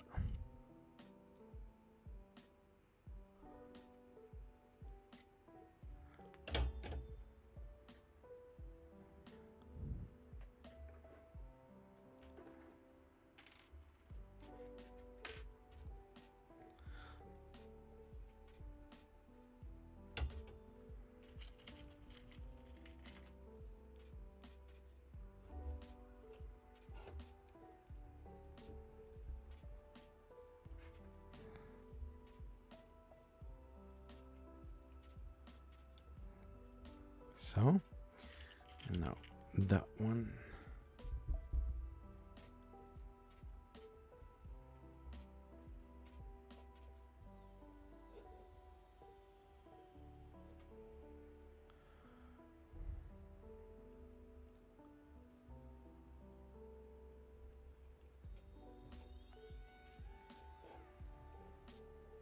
So, like that.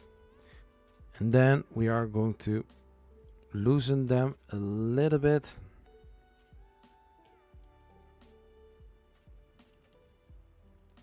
So that it can move freely, sort of.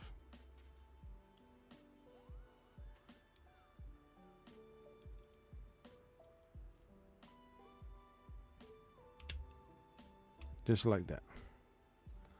One screw I will tighten. So this one is for this side.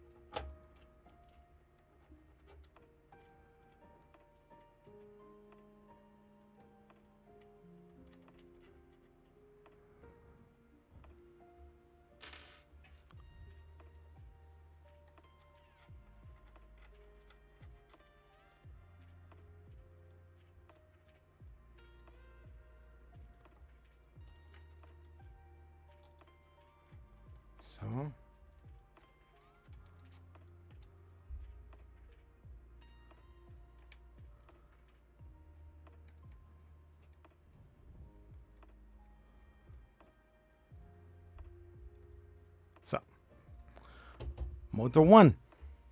We almost have a belt printer. Well, basically we do have one.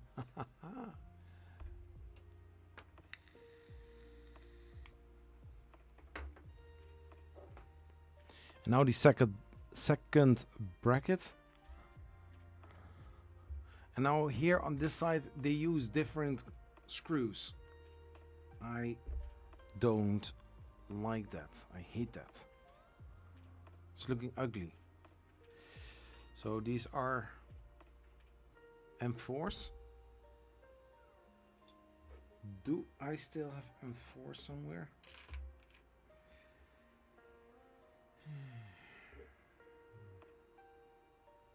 Yeah, I do have M4s, but they are way too long. So we have to do with the things that we have at this moment, but I don't like that. So first install the motor. Just the same. We are going to twist it to the outside because the wires, of course.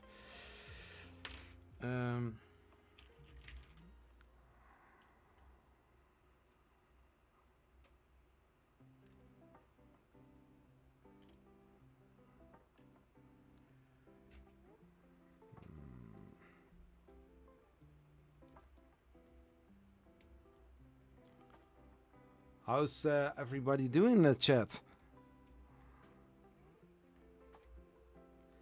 So, a little bit tighter. Okay, I found there the screw hole.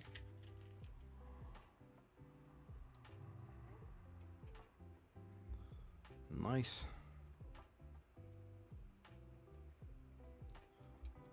This one not that tight.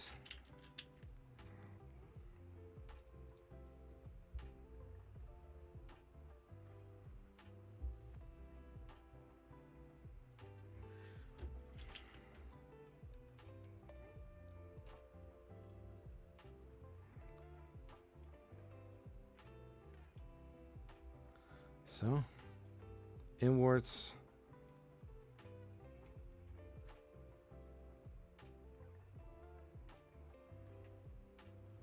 And then attach it to the other side. Probably this is also going to be for, yeah.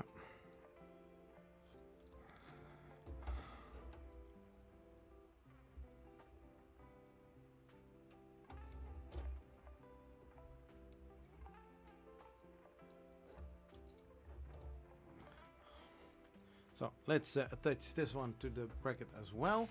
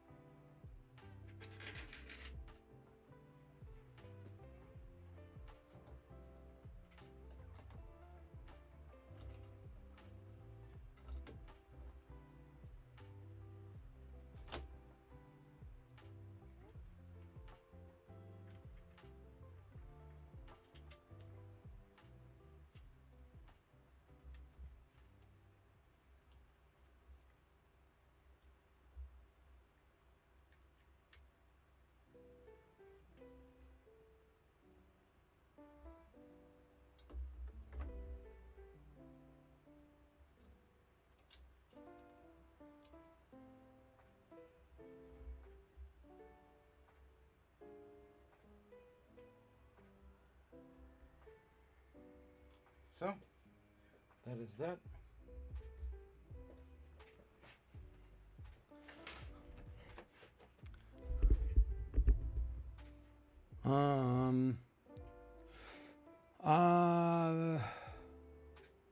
Just trying to find a small square driver not to be found.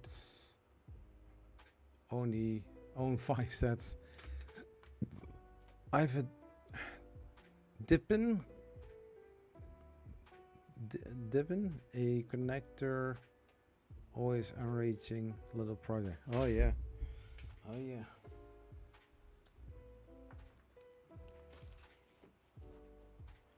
Small socket, 10 millimeters. Yep. I know. If you say like small SQ is 10 millimeters, I know exactly which one you mean.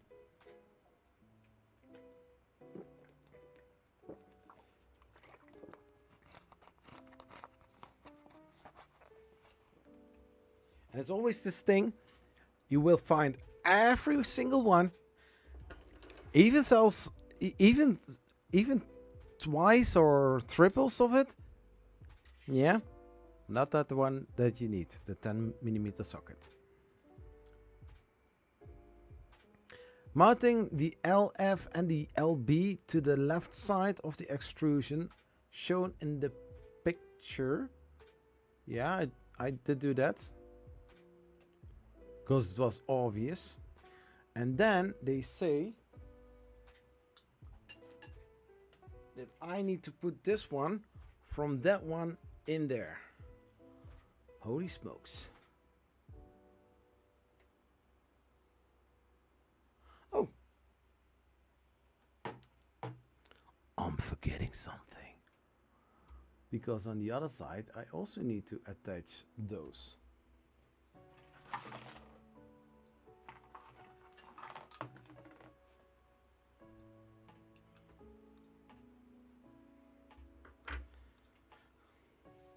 Let's see. This one goes in just like that. So this one goes here. This one goes here.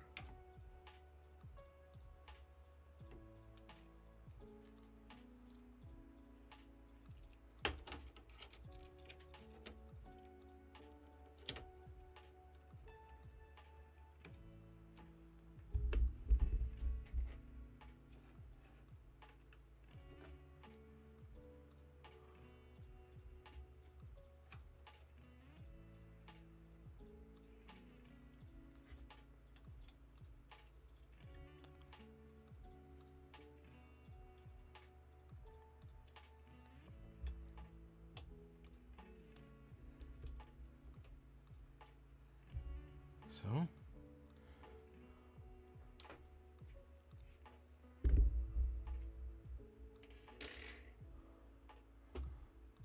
Does it say that it needs to be against? Mount the motor bracket Z1 and Z2 to the right side of the 40-20 extrusion shown as in the picture. Yeah, they are against. Okay.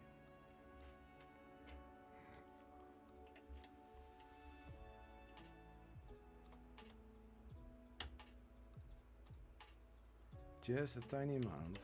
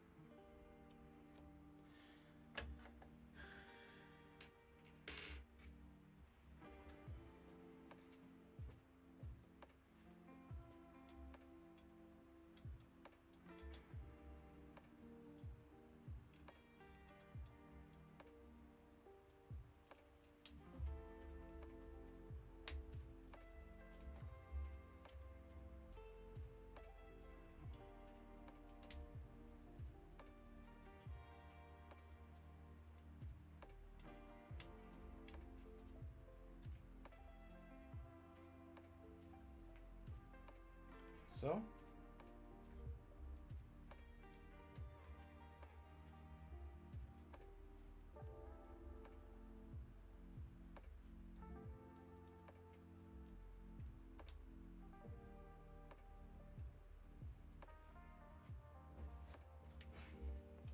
So that one fits. Now of course I'm going to do this side.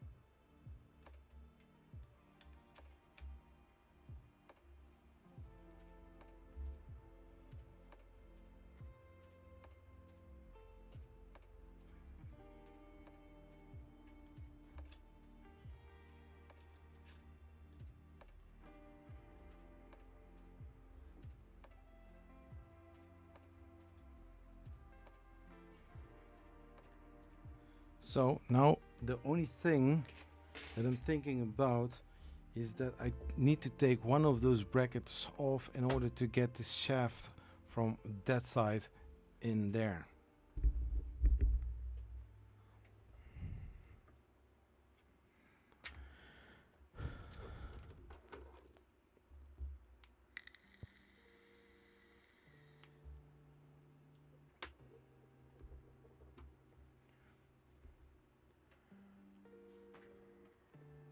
Mount the brackets.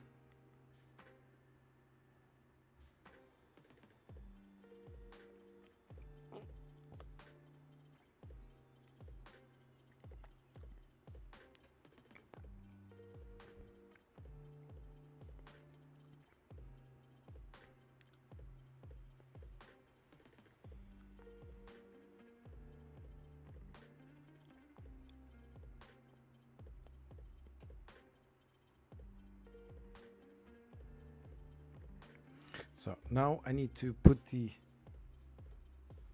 shaft in here.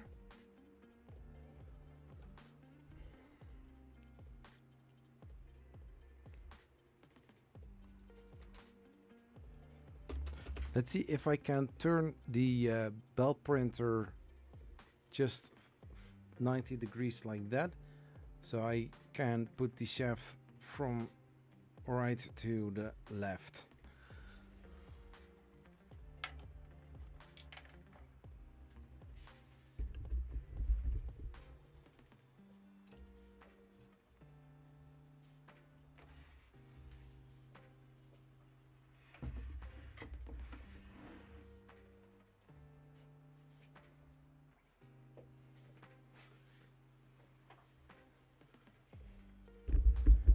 It is standing, so that is good.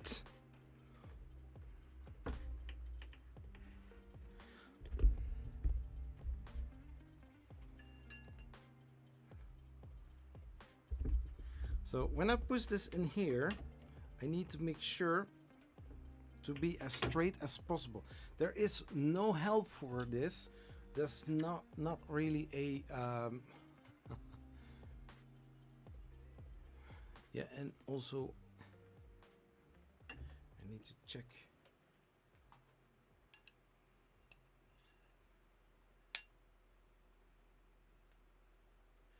I need to unscrew this part because I'm not really sure.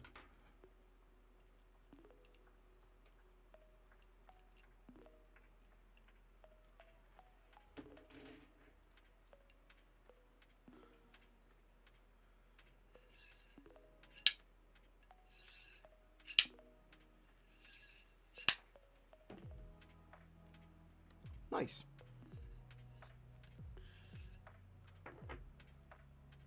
Use the brain. Now try to get this in, but I need to make this shaft clean so that it slides right in there.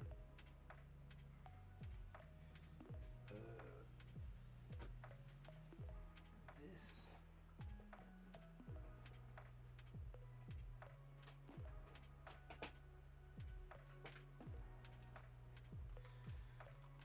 And this.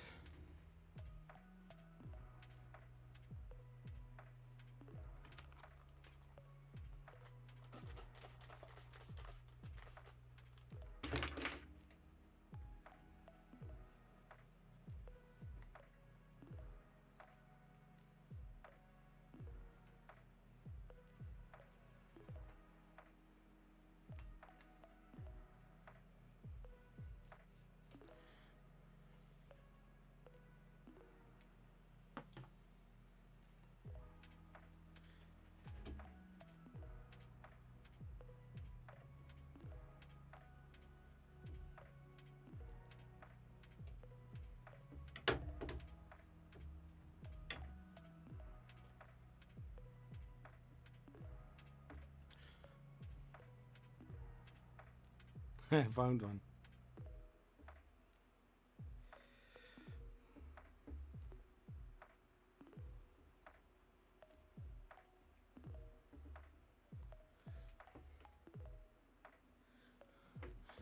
The downside is I think I need to hammer it.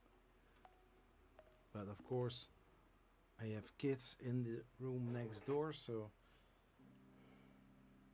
I find something.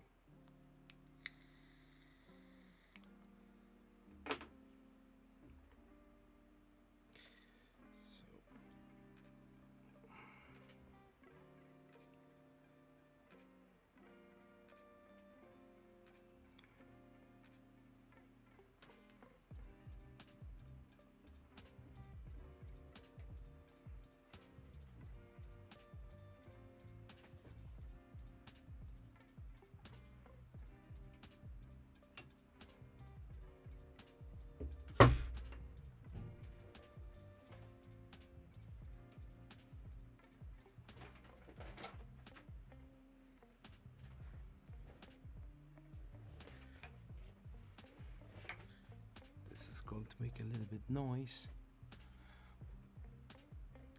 So what I'm going to do, I'm going to mute my microphone because I'm going to tap with the mallet to the other side in order to get it in.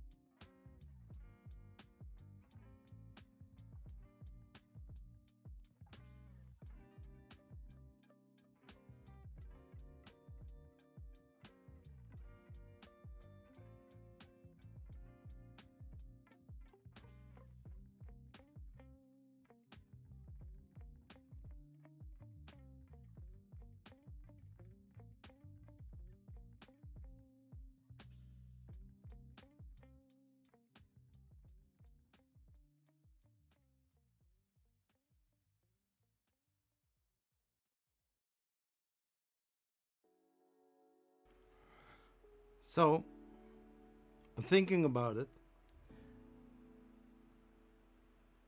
When you put those bearings in there for a shaft installation, on the outside there's a metal frame which is mounted to the 2040 aluminum extrusion.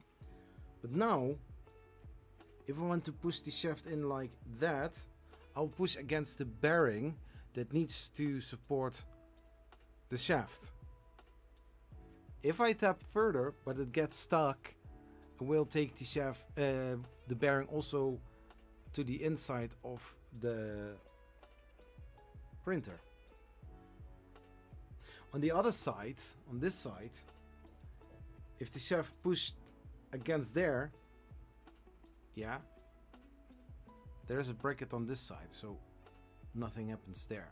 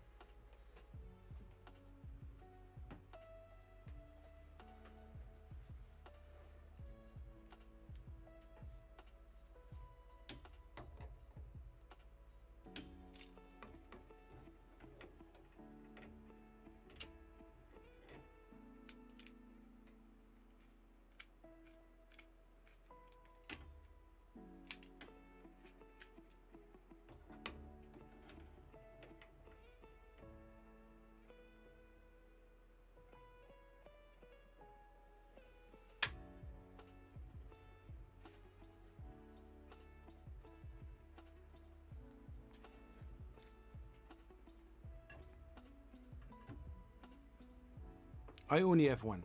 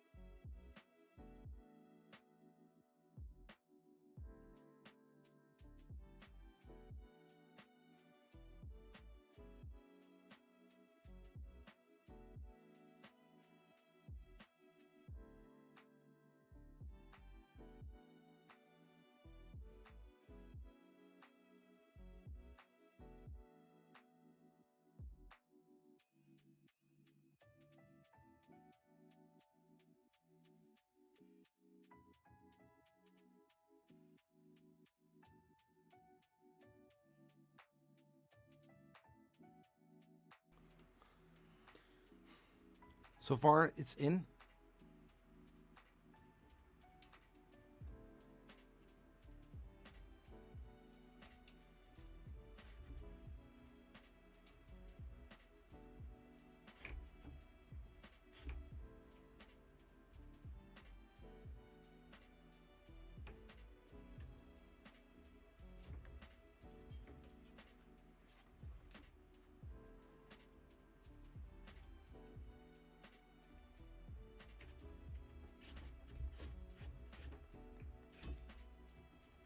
So, almost there.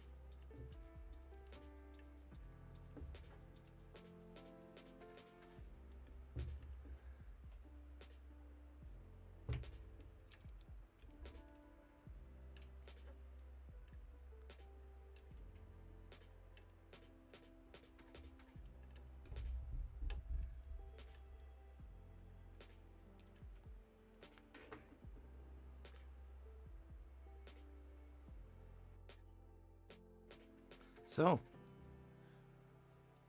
that's the first shaft. Nice.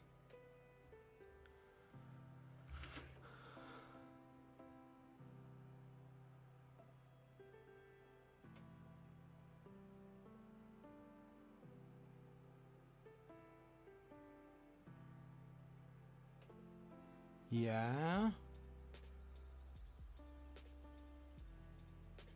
So on the other side, I do exactly the same thing. But first,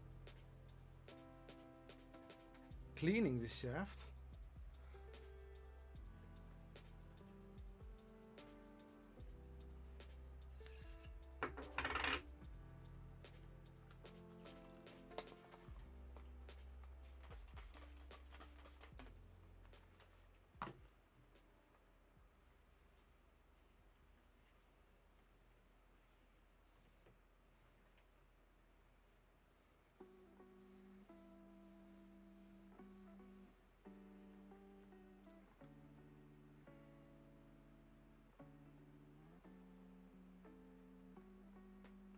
So.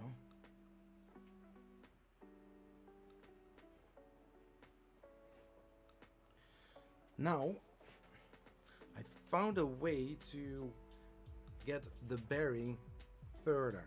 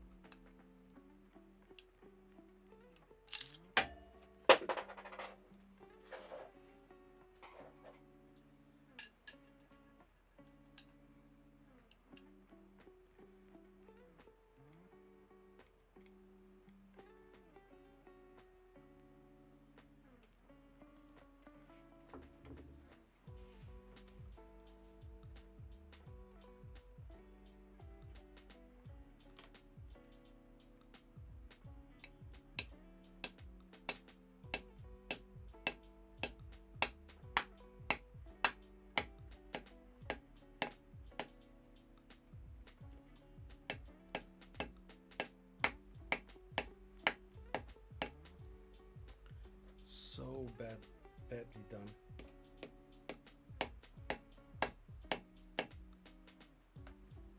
Terrible this.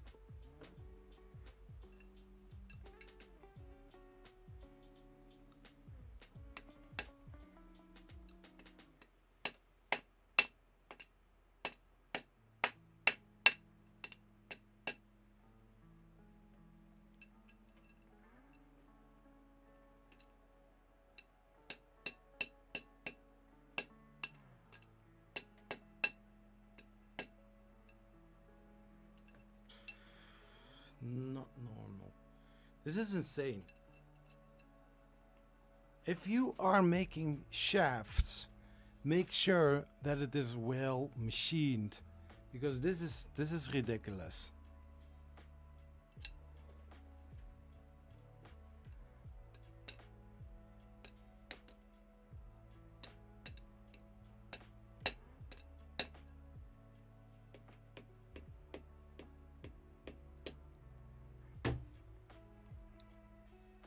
And that's nothing to do with the screw.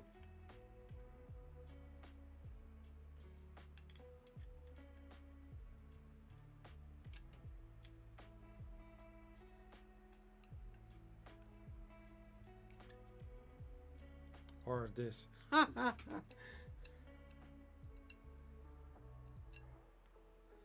my gosh, this is really terrible. So I'm taking the screw out, so that won't be an issue anymore.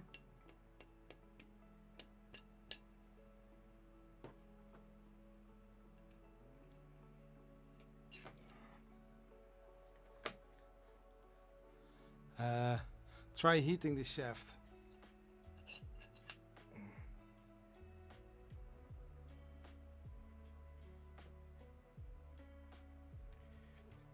Yeah, the point is, the shaft is not...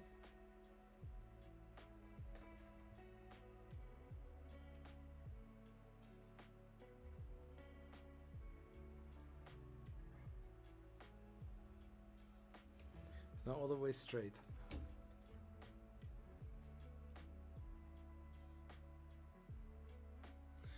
There are some little bit higher spots, so I don't know which company that they did that for them, but quality control wasn't a part of that.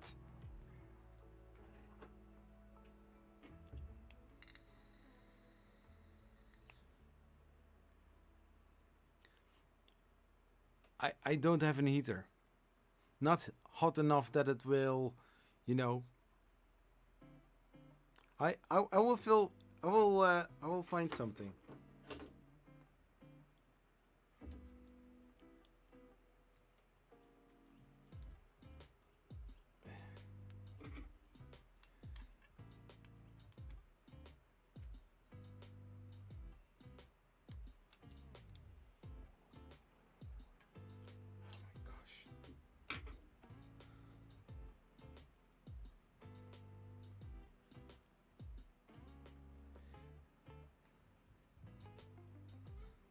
No.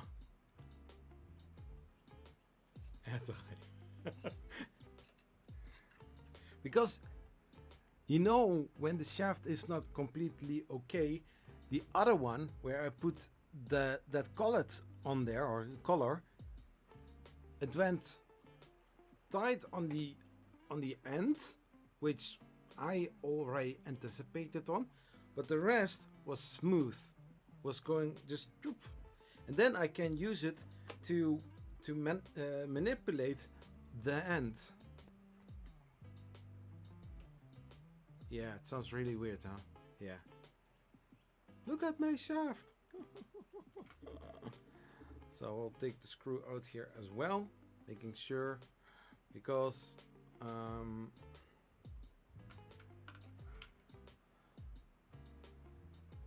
so wait,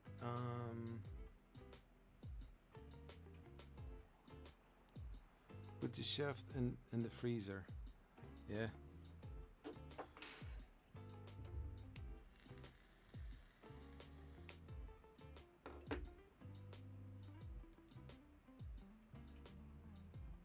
I do have a freezer, but it's not big enough for that. And this is board.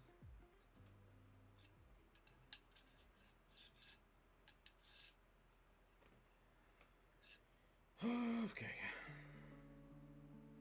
So if I want to do the same tactic as this one, we have on that side, we have the bearing. I need to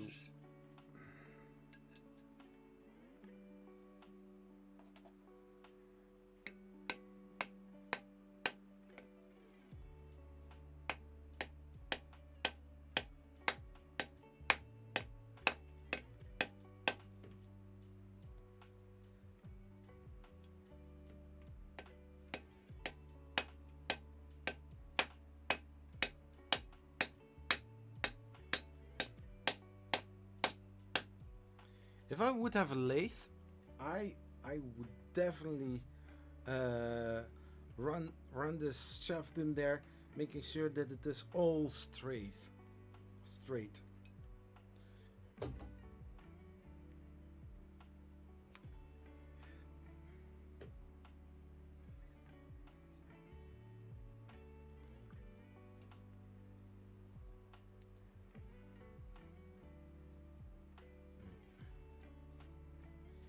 Now I need to get the other one now off.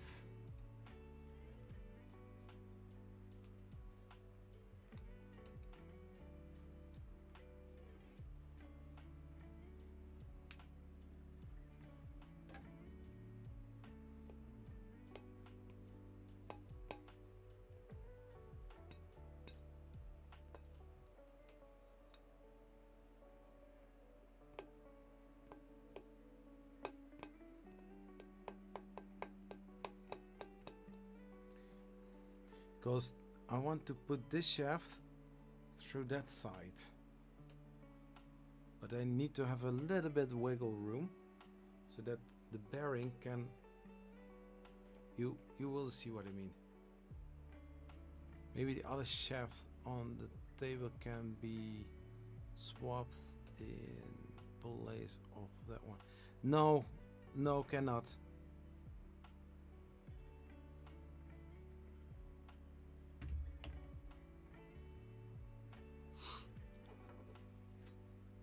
But I like your way of thinking.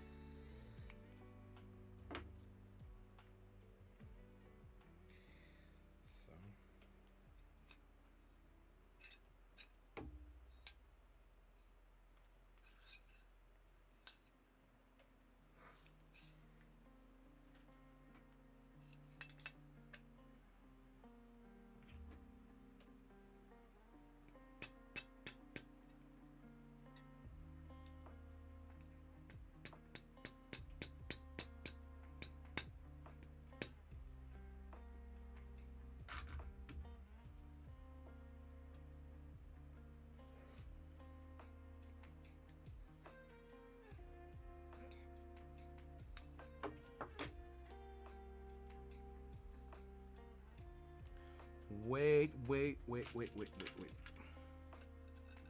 No.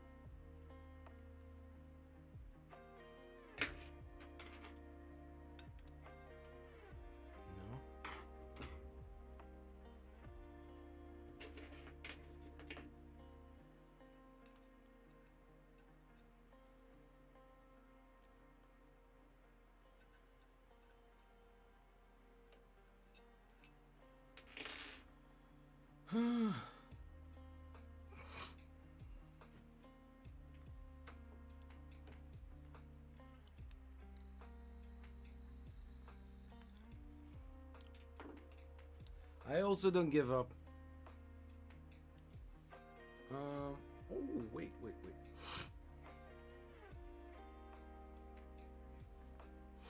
I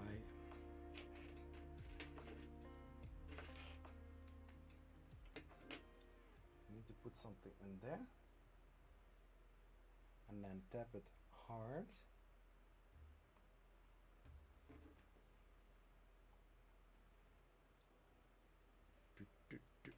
Do.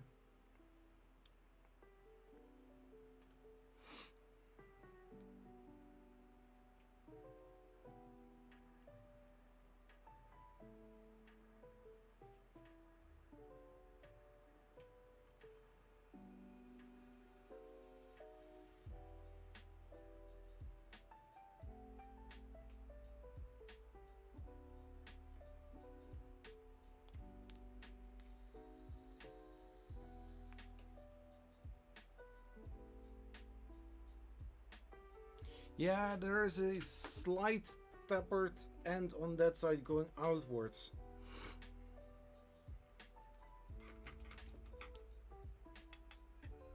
No.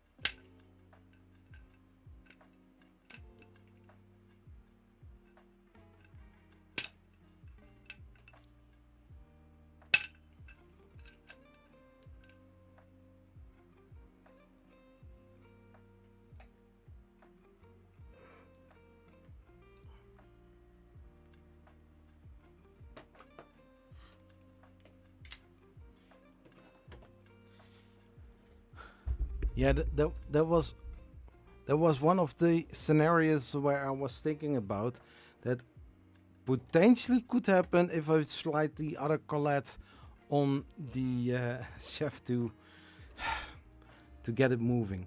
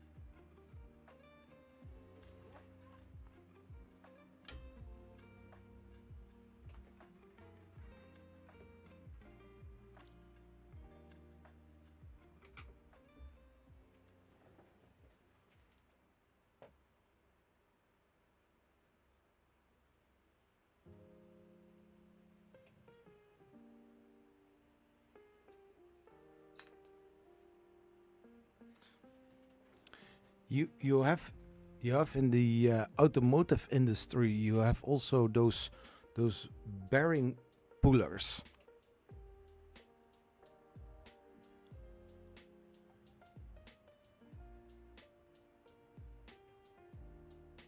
Oh yeah.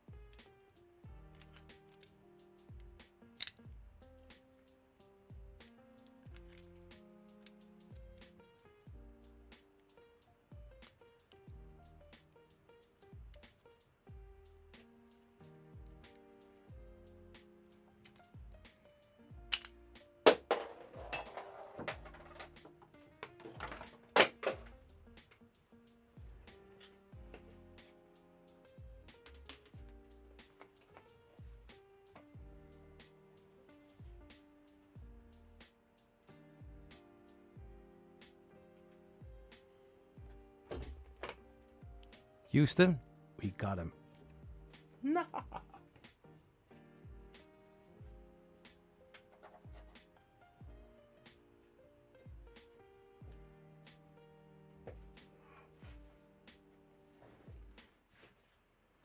So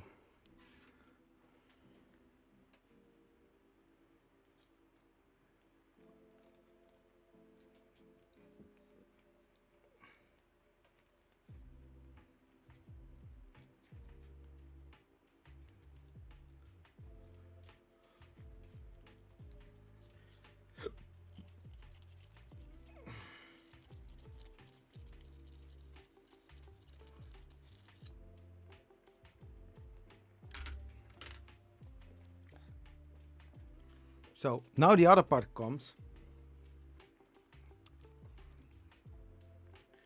to get it in.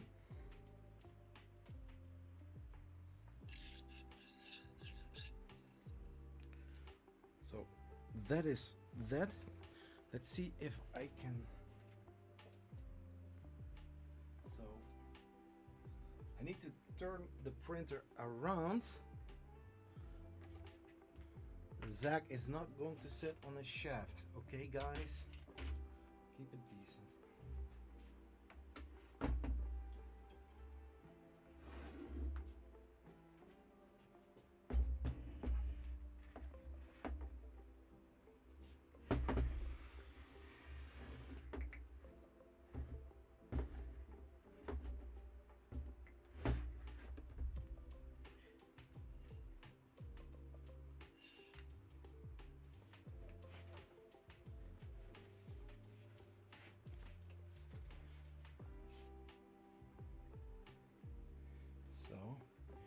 make sure that this is level.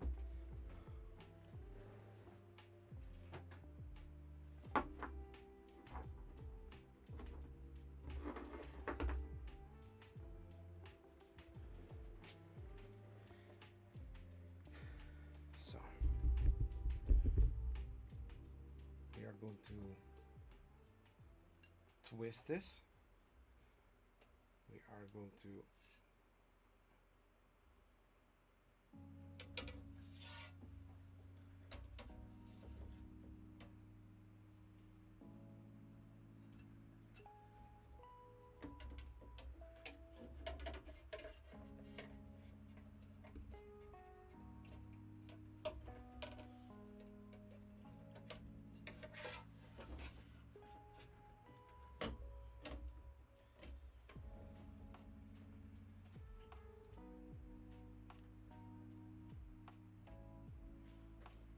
so I think I need to take away one of those brackets in order to get it right.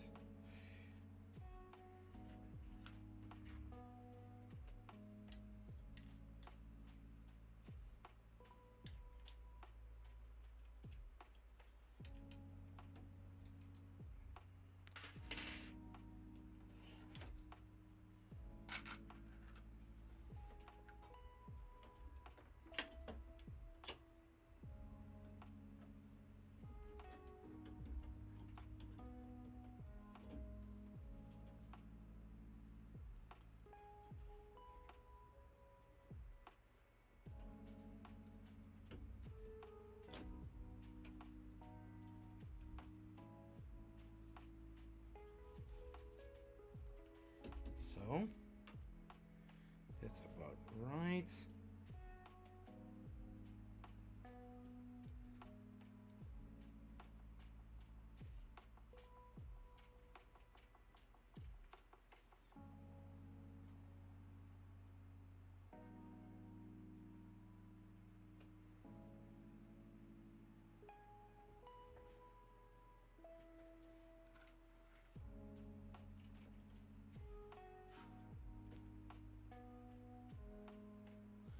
I need to do one more thing, and I was thinking about that.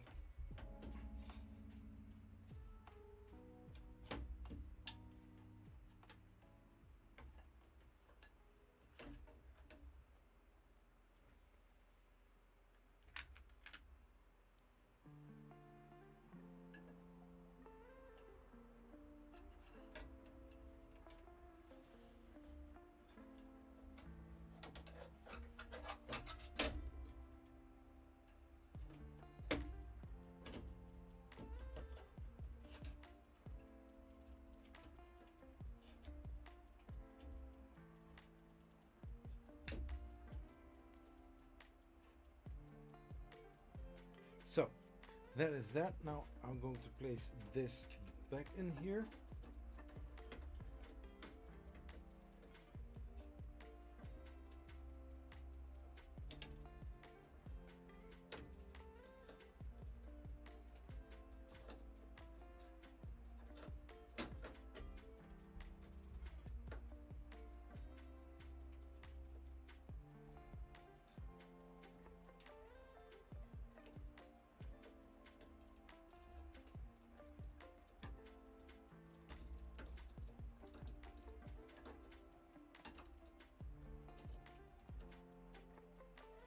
Let's see.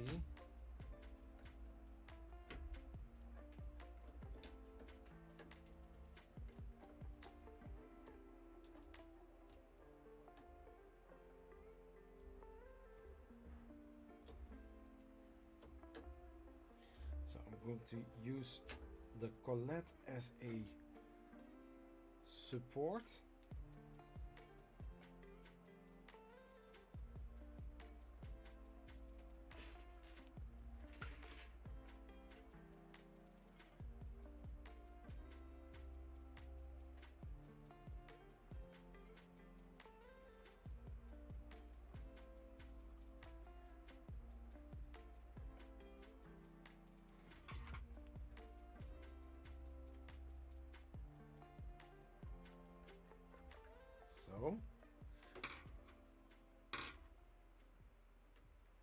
now a little bit loose. Move it a little bit further, and then I'm going to use the collet to push the bearing inside of the bracket. I think that sounds like a awesome idea. Or maybe not, I don't know.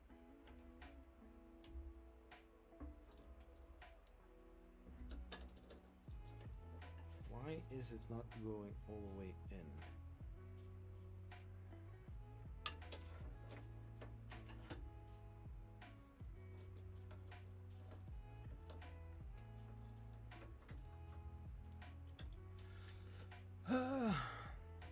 Zach is the factory all in one.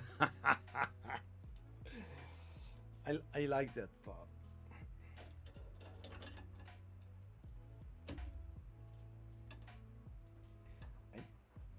I need to make sure that it is all straight.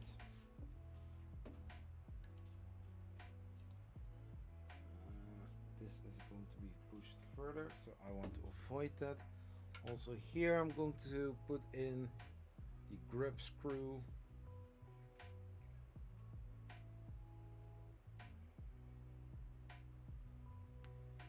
Take a screwdriver.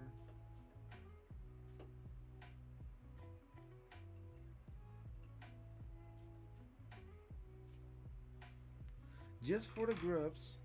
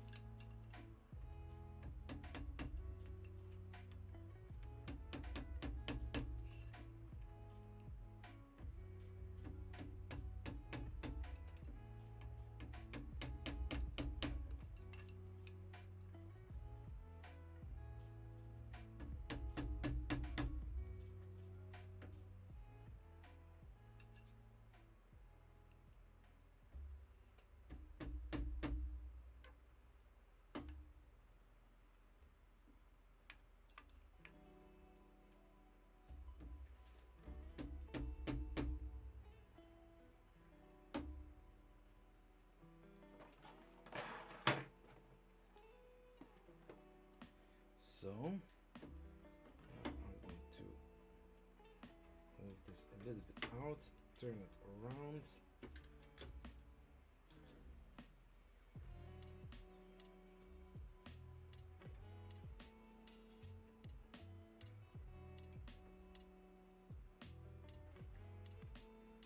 Collet loose. Yeah, it's all the way in there. I also need to turn.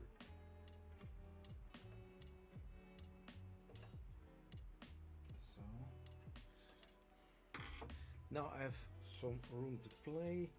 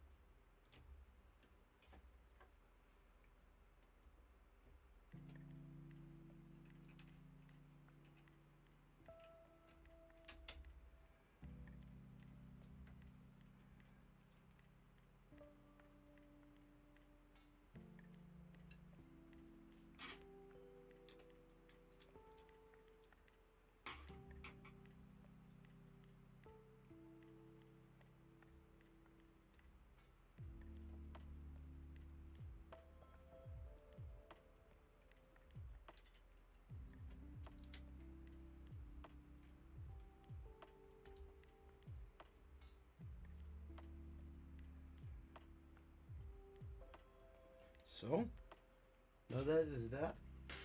I want to align these axes. So, with a little bit of tapping, should work.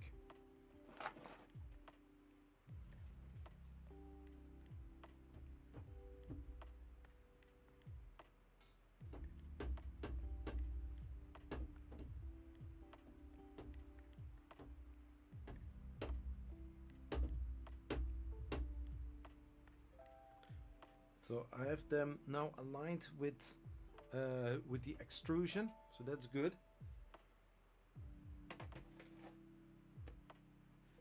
Now the collets are going back.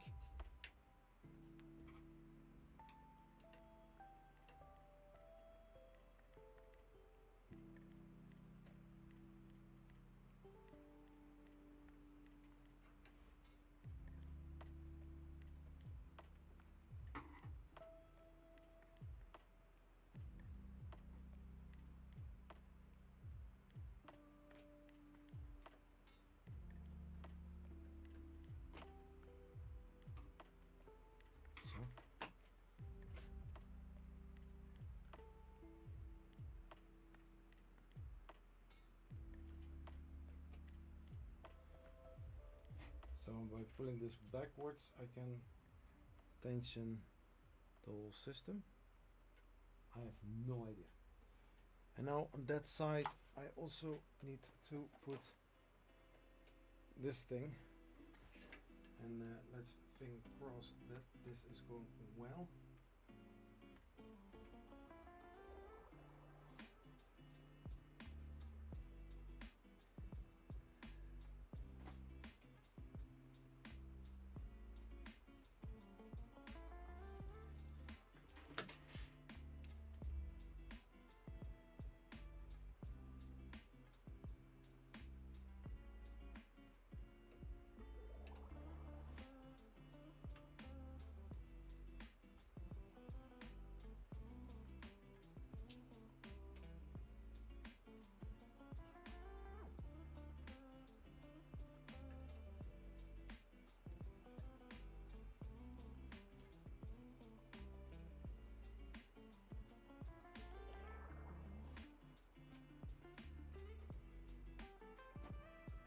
Yeah, nice. So this is all good.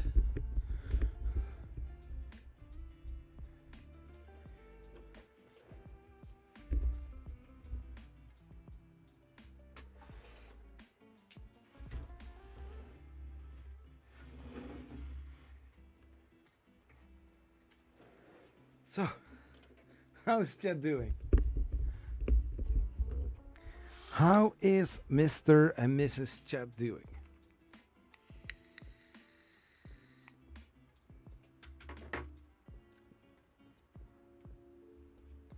Now, repeat step 32 and 33 with the back shaft. Oh yeah, okay.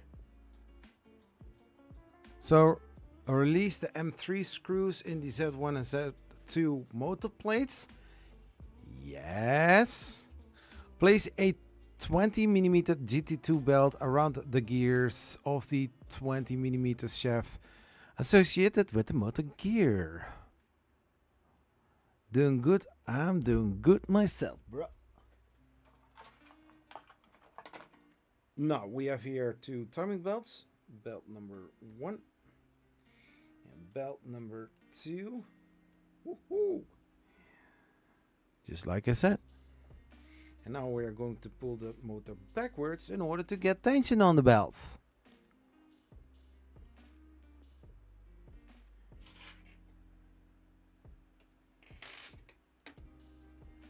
Where is...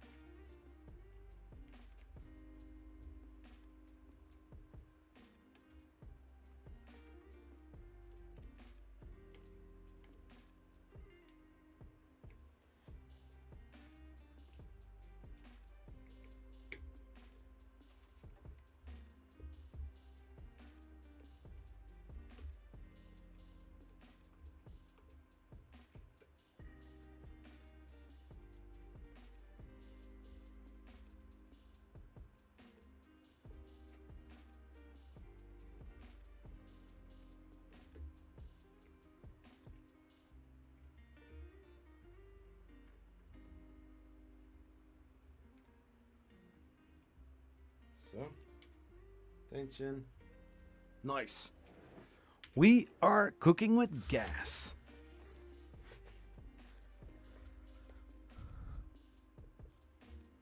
Let's see. Then place the whole assembly from steps 36 into the assembly from step 22 and place the 2040 extrusions onto the belt tightening sliders. What? Tightening the sliders. Which sliders? Oh, M5 times 28. Okay. Okay. But are they 25? Let's measure it.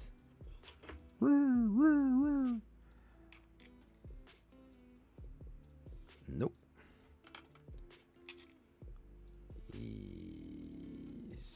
Sort of. Is 24 also good? Because I don't think we have.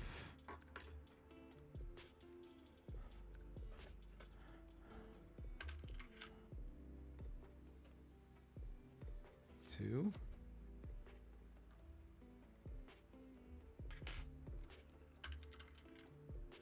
Three.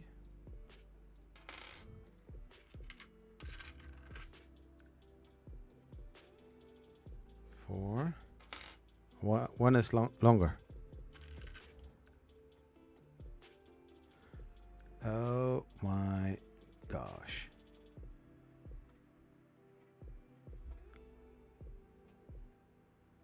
So in total I need 8. But I have only 4. Because this one... I will skip the... Never mind. So this one that I have is 20.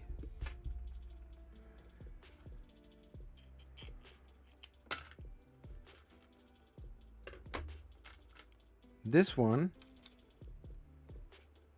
is 20. This one is 24. So I've got around the 4 that are 24.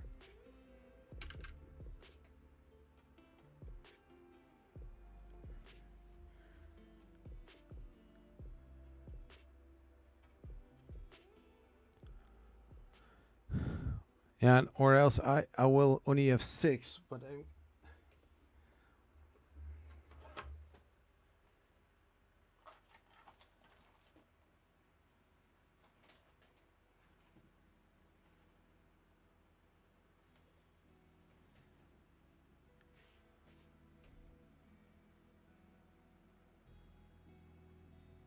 How?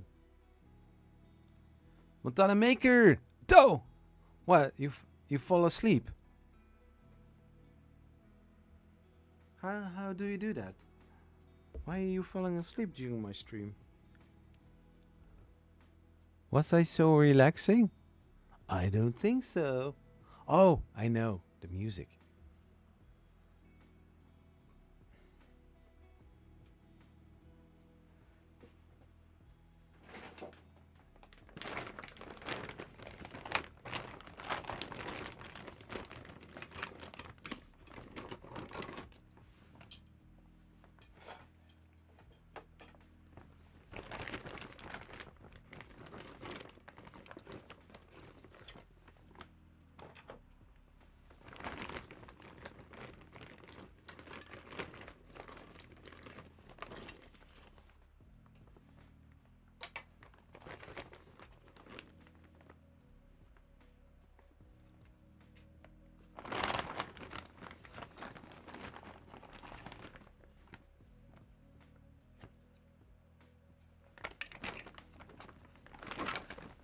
Now we're cooking with gas.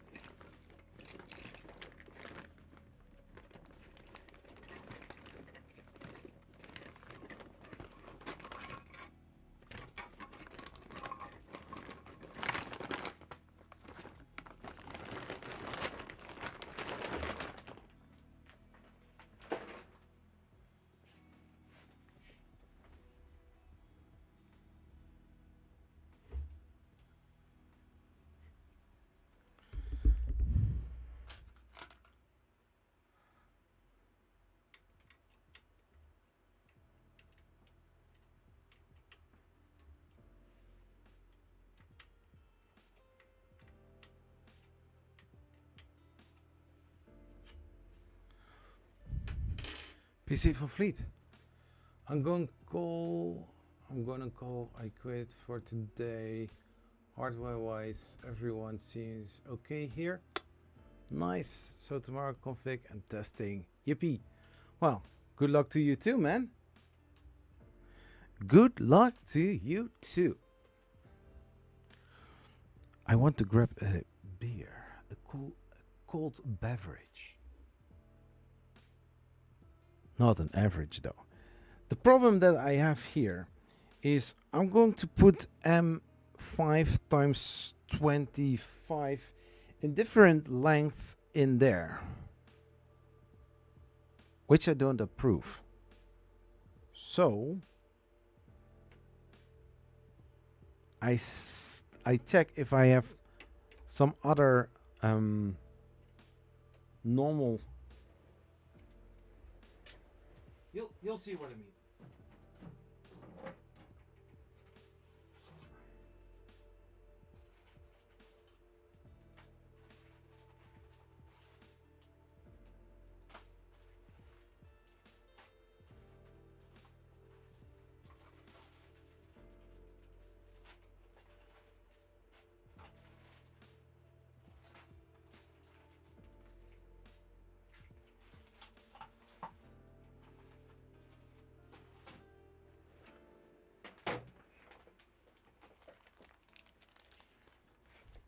So these are 16. Yes, they are a bit smaller.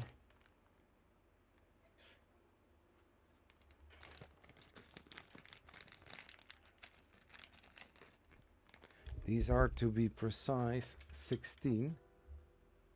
No, 20. But they are all looking the same, and that is what I want.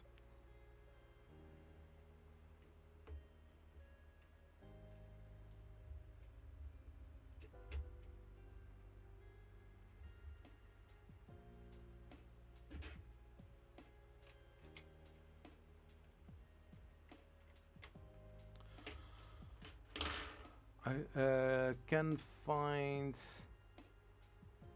some longer and cut them to length. Yeah, no, I don't have them. It needs to be M20, M5. And those I don't have that much.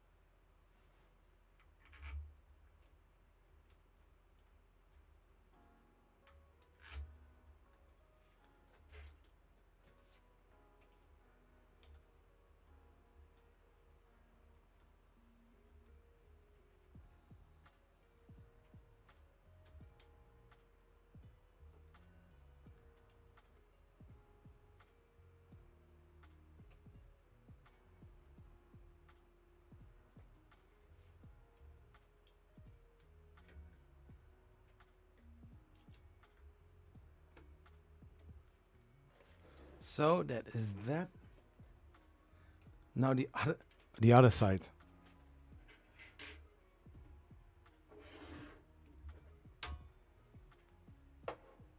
No problem. We are going to twist it around. 180 degrees is coming up.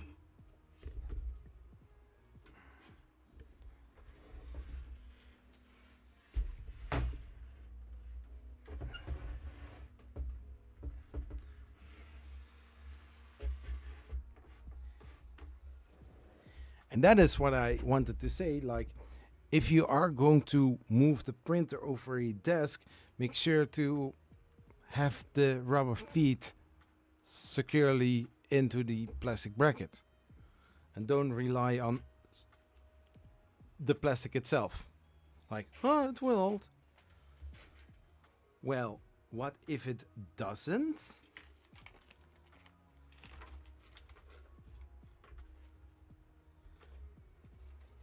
Because you cannot assume like, oh, they are going to fix it by themselves. I really can recommend not this printer for the beginner. Because you're going to see some brown colors. Yeah.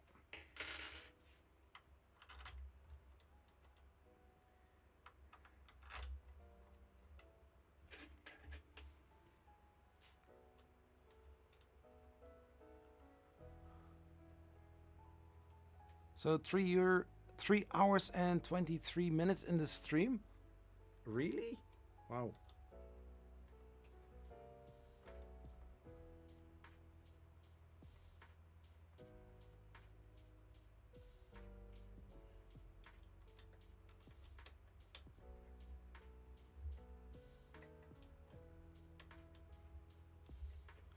I didn't know.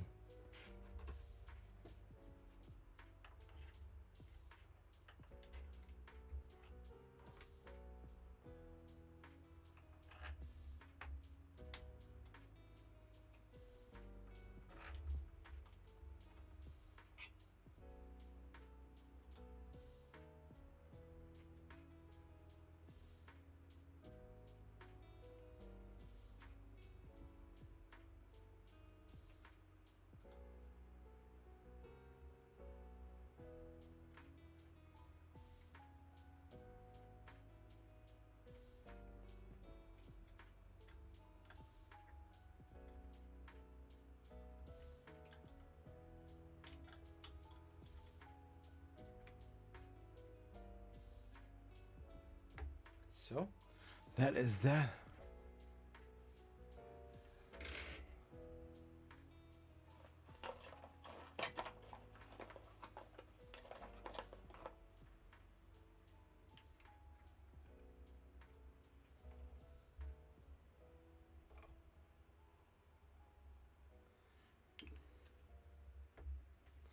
I wanted to say already, like, don't tell me that I can push the shaft without using a hammer, right?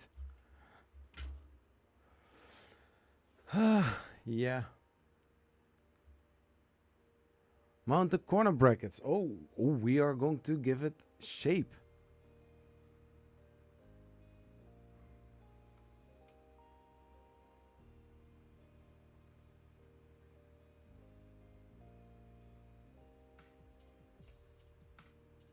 So basically, we still didn't attach the brackets on the underside.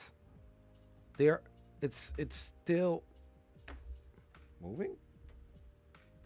Yeah, I can still move it, something like that.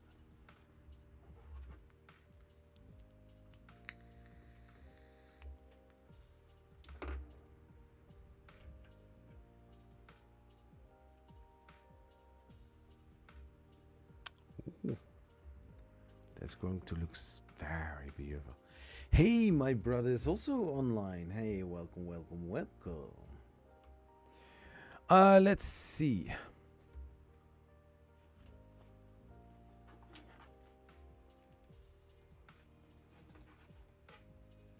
I want to do something special with these.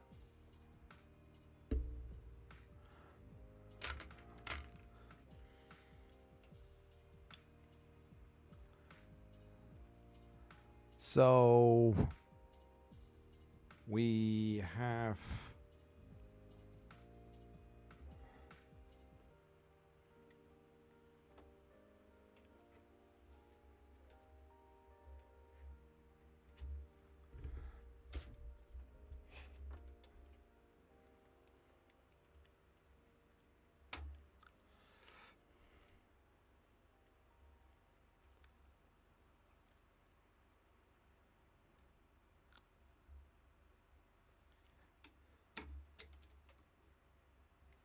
No.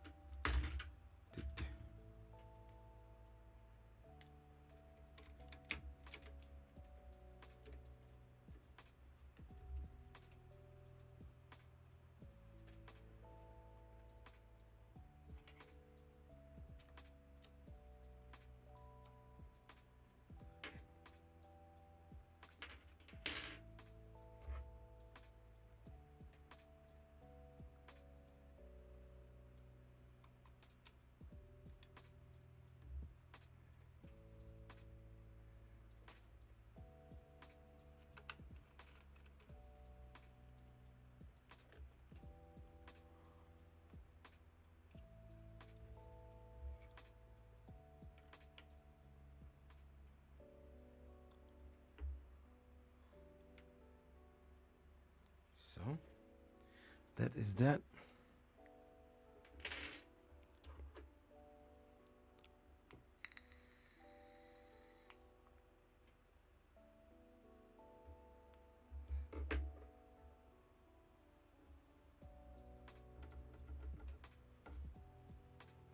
And then the other one.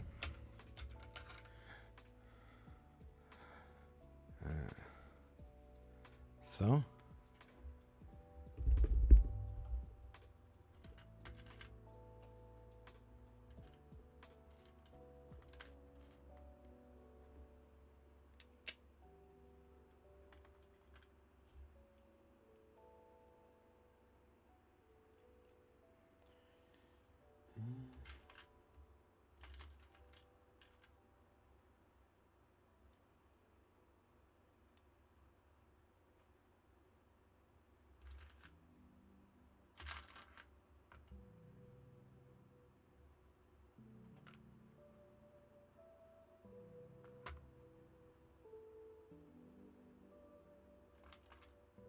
My gosh.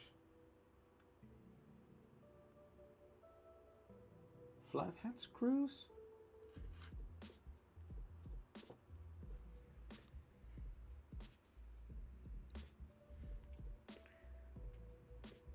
If I take longer ones, would that help then? Those are M5. I think that is not going to work.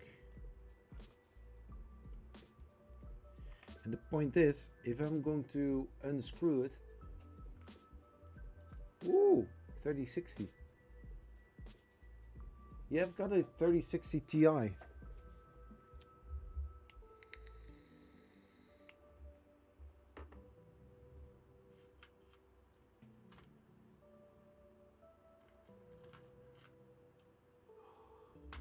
So mixed up with different kind of screws. This is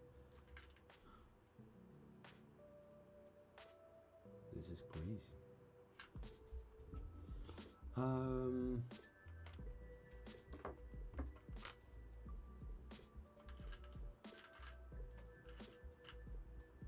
One, two, something like that.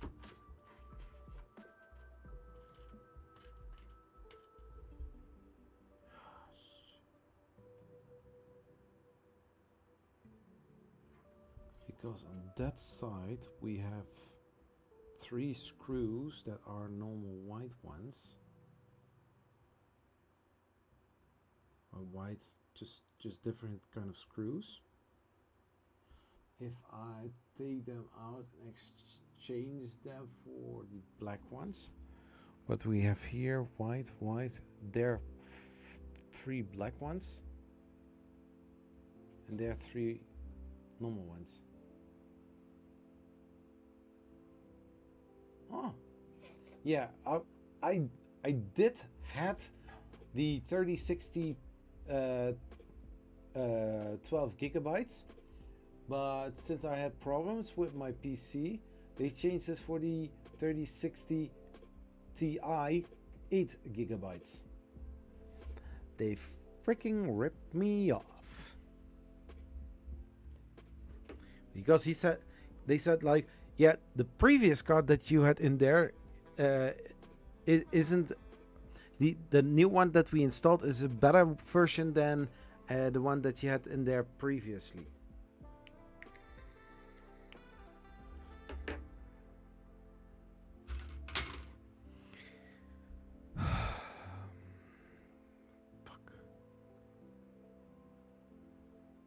Because on that side you have 3. Yeah, I technically can do that, but I need to take this one off again. I don't want to do that. Oh, Zach, compromise. Am I going to do that? Change the black ones for the white ones, or the white ones for the black ones?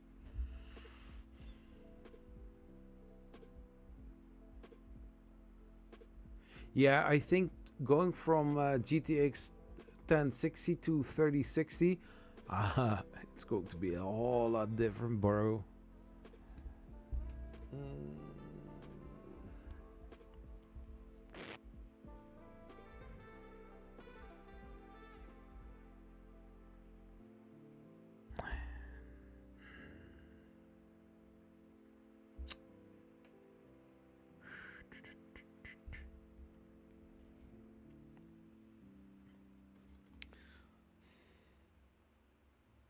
No, or else it is going to look.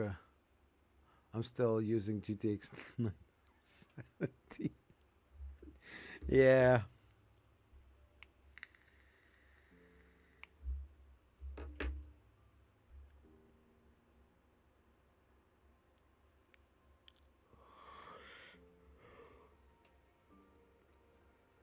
I'm going to grab myself a beer, taking a small toilet break, and come back.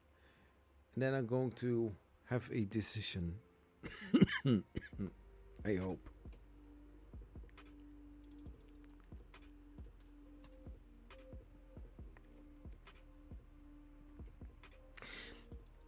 Because if I take the screws all the way out, the T-nut will slide all the way down, and you don't want to have that. So I'm going downstairs, going to take a little toilet break, come back with a beer, and we are going to finalize this part of the stream.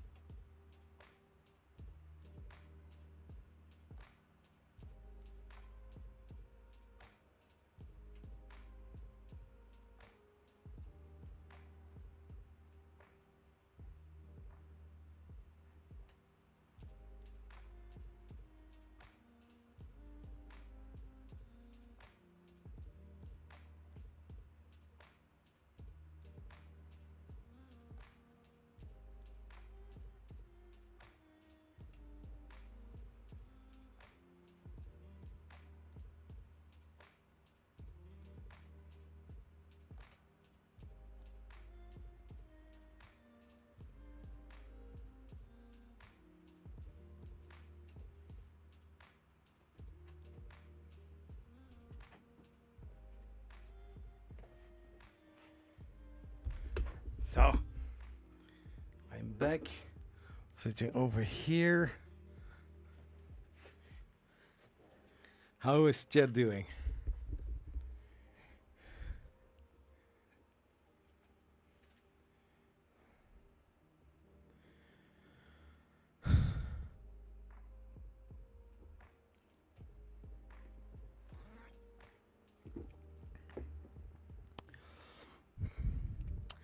And that one is not a fast one, the GTX 970. No, I think by now, non-fam also knows that. I think he said that before.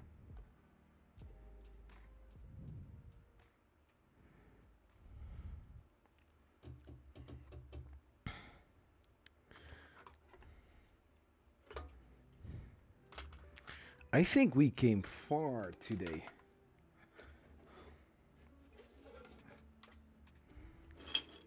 I mean, just look at that. I think it's looking nice. Orange, black, just the way I like it.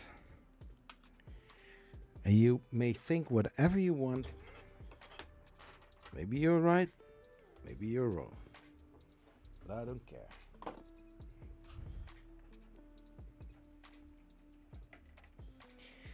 And I was also thinking about it, actually, because inside of the controller box, there's also the screw, the nut. So I also need to do something with that.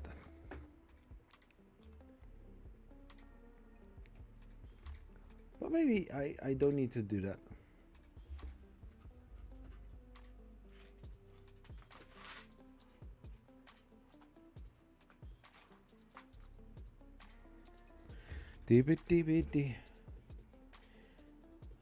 Let's see if we are in stream 3 hours and 40 minutes.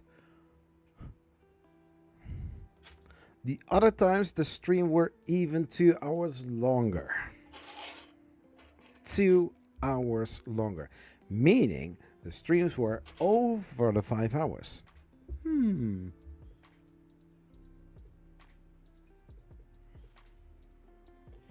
Yeah, that are the kind of streams that I sometimes do. And non-fam knows that as well.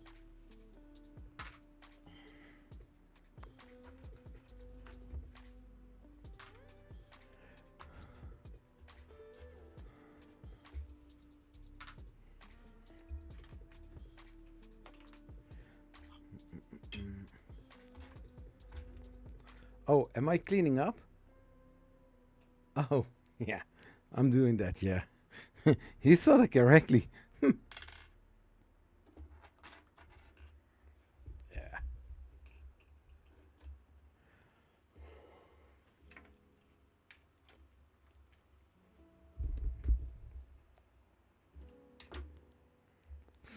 Yeah, one of the things is that I want to have a nice, sleek looking belt printer, same colors, as if possible, screws everywhere, equal looking, you know, different sizes, M3, M4, M5, no problem. But, oh my gosh, not a mix of 2 or 3 different kind of screw types. I'm getting crazy, you know that. If you want to get me crazy, or you know, slightly upset, then you know, have it almost perfect, but just a little bit not. I'm getting really annoyed.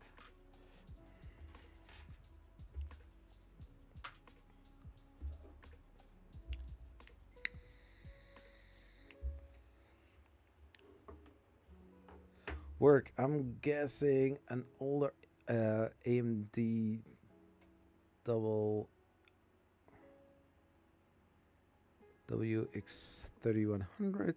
These cards aren't meant for this. Ah.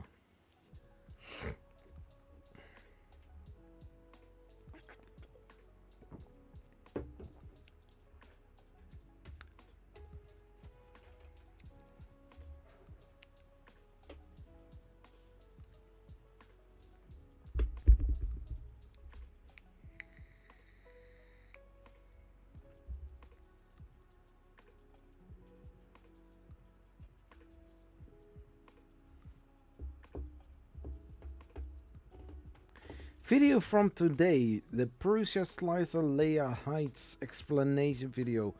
Only 65 views. What the hell? Oh my gosh.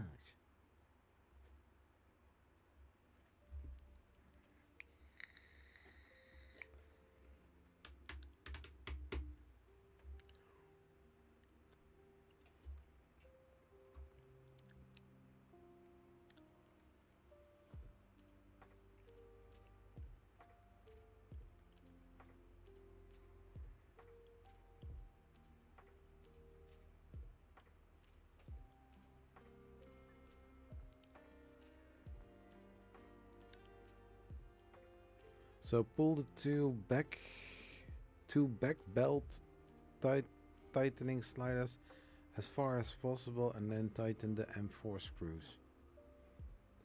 Which M4 screws?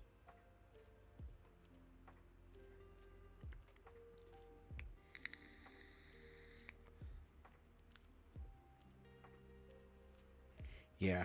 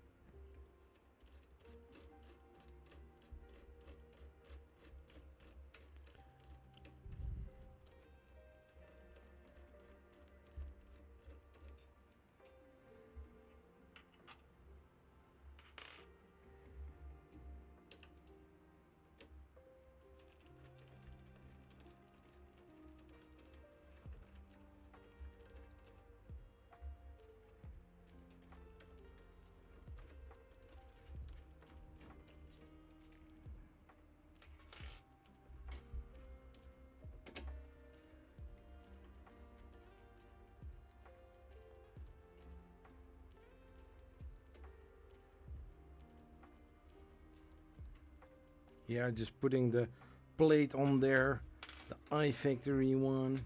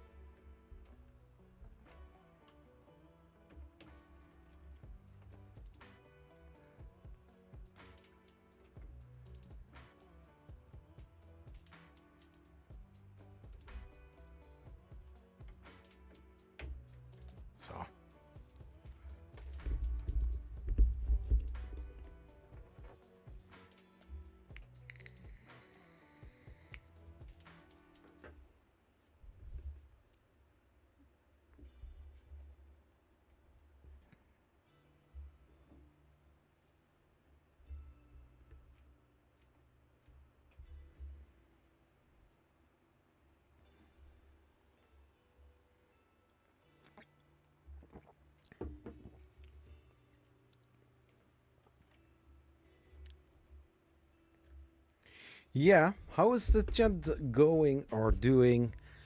How is everybody? Falling asleep already? Falling asleep already? Ah.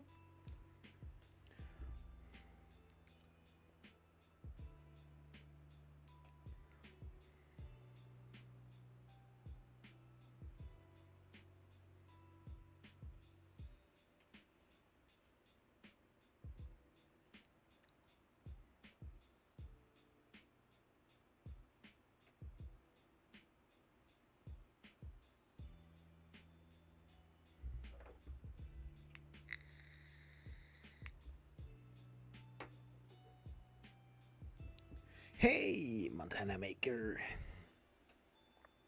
Yeah, it's almost done. Yeah, I want to have the same screws, and I am not really sure if I have the M4 times I think 8 screws to attach this plate on the other side.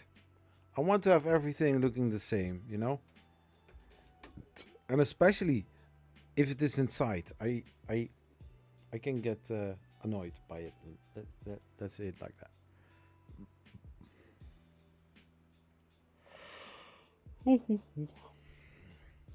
Have to jet soon, though the wife is demanding food. You're a wife, you have to cook. Yeah, no, it's also not working at my place.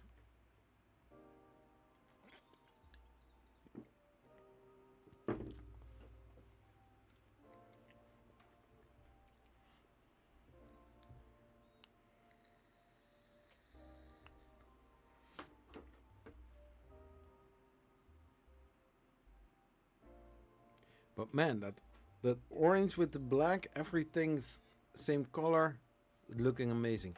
I'm also going to check if I can do something similar with the print head as well.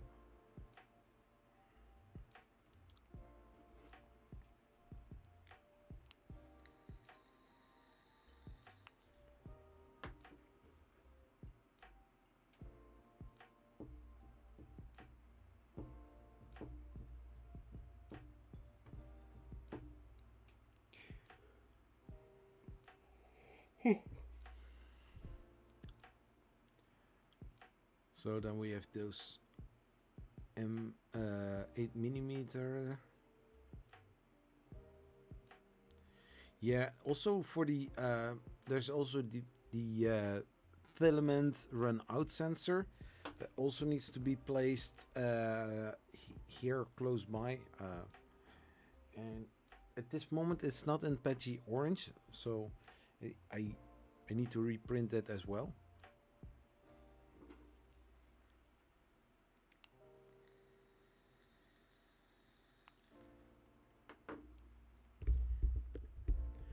But man, so far it's looking amazing.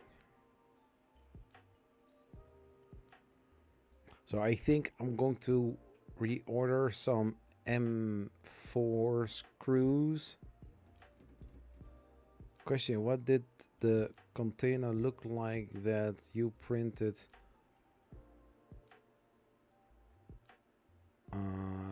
from the P1 tip short? Container. Did I print a container? Channel dashboard. Content. Shorts.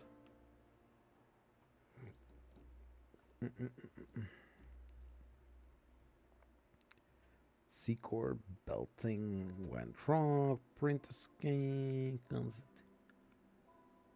I make a lot of videos. Oh my gosh.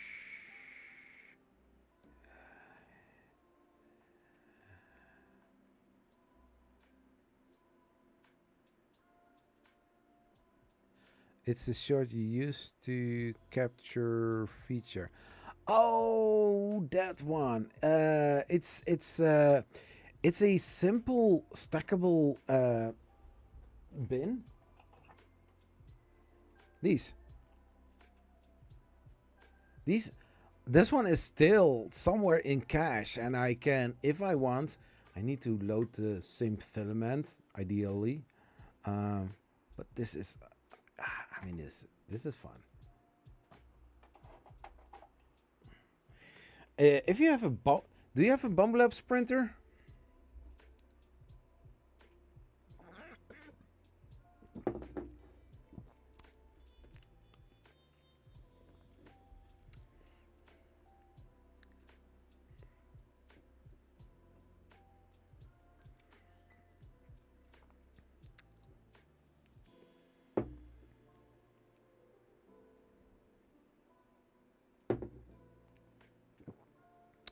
It's I believe it is the one on Maker World.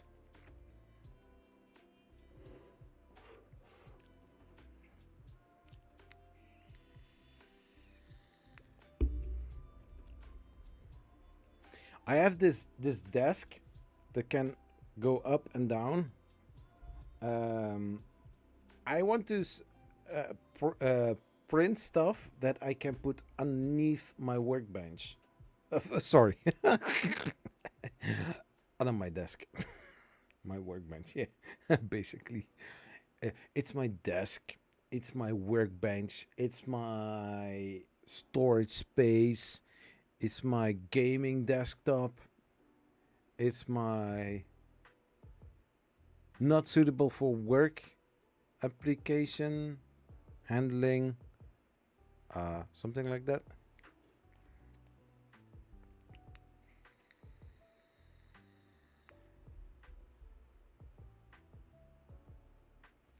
Yeah, exactly. Those just a drawer, you know. It doesn't have to be thick, just like this. Yeah, just enough for me that I can put in some tools, pens, markers, some paper, stuff that I do need here on my desk. You know why? Because I've got here a lot of stuff standing around, laying around. It's one big mess. It's not helping at all in my, 5S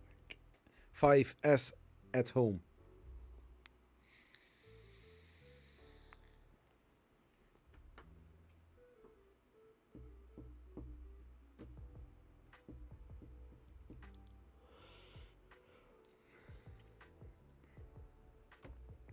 So if I want to get the controller box out, I need to take out all the small screws, the M3 screws, and then it drops out.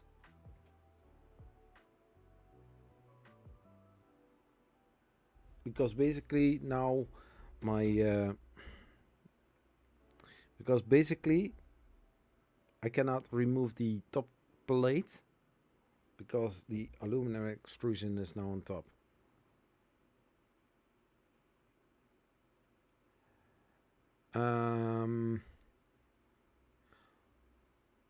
Here I hear that I am drowning in a sea of grade from my GK2 prints. Gray? What is gray?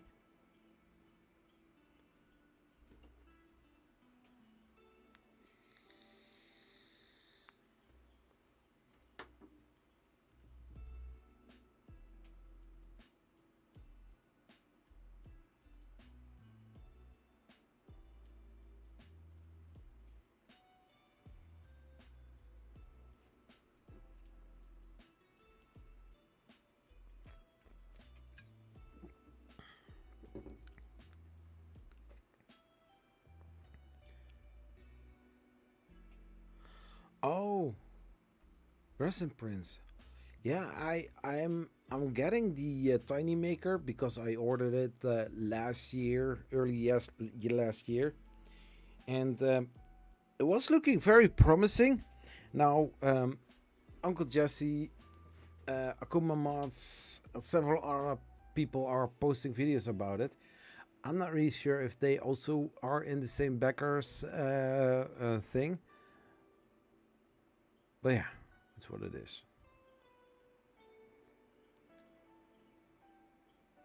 Way too many busts.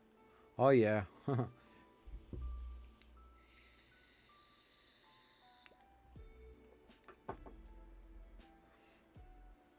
You can have so many busts. So many. Why are people disliking the video that has over the 1.7k views? I don't get it. Yeah, well, that's live on YouTube.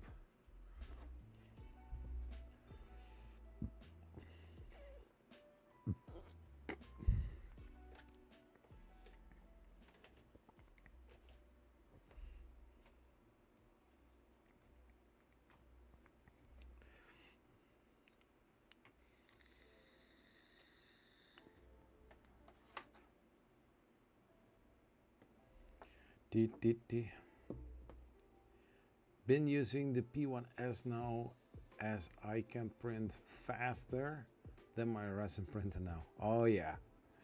Yeah, that's... But, I mean, like, detail-wise, resin beats it. Although I get, with the standard layout of 0.2 millimeters, I get also some nice prints out of the P1S. I mean, the orange parts here from the iFactory were also printed on the P1S. And oh no, actually no. I'm lying. Oh my gosh, I'm lying. No, the corner pieces, or yeah, only the corner piece. No, all pieces orange. I printed on the Stack i3 Mark III's. Because why not? Because I can. But I don't understand. Why does this have to be strong? Why going for something like this when you also could go for iron?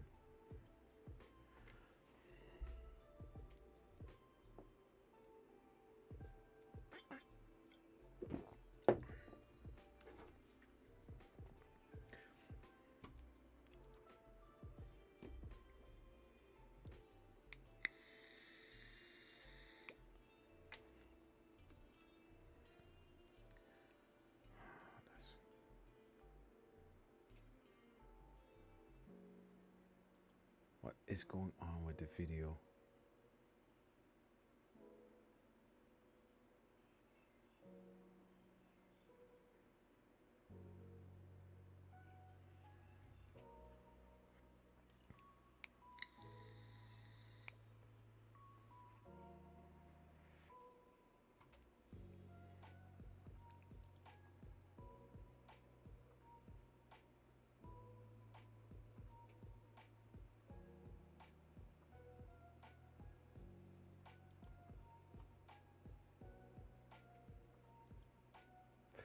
I have to go, but I really like the tip shorts you do. Some of them have been really cracking me up.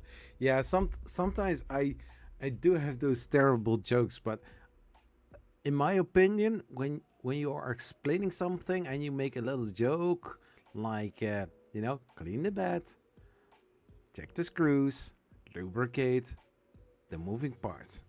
It's very simple. It's a nice rhyme. I think it's a rhyme. It sounds like a rhyme. But it keeps in your head. And if you are doing 3D printer maintenance, you know, clean the bed. Make sure that it will stick. Check the screws. Making sure that you don't have weird artifacts in your 3D prints. And lubricate the moving parts. Making sure that it runs all smoothly. Because, hey, why not?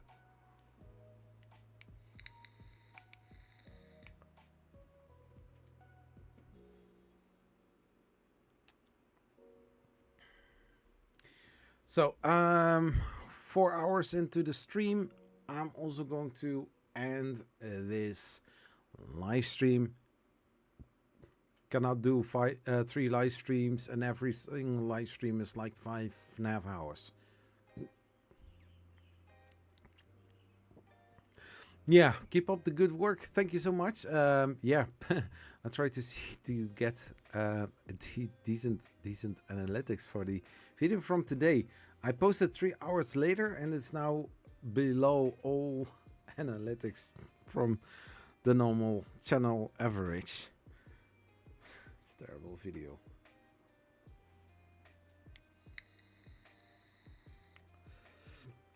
Anyways, so everybody, thank you so much for watching, and I will see you in the next one. Peace. Bye-bye.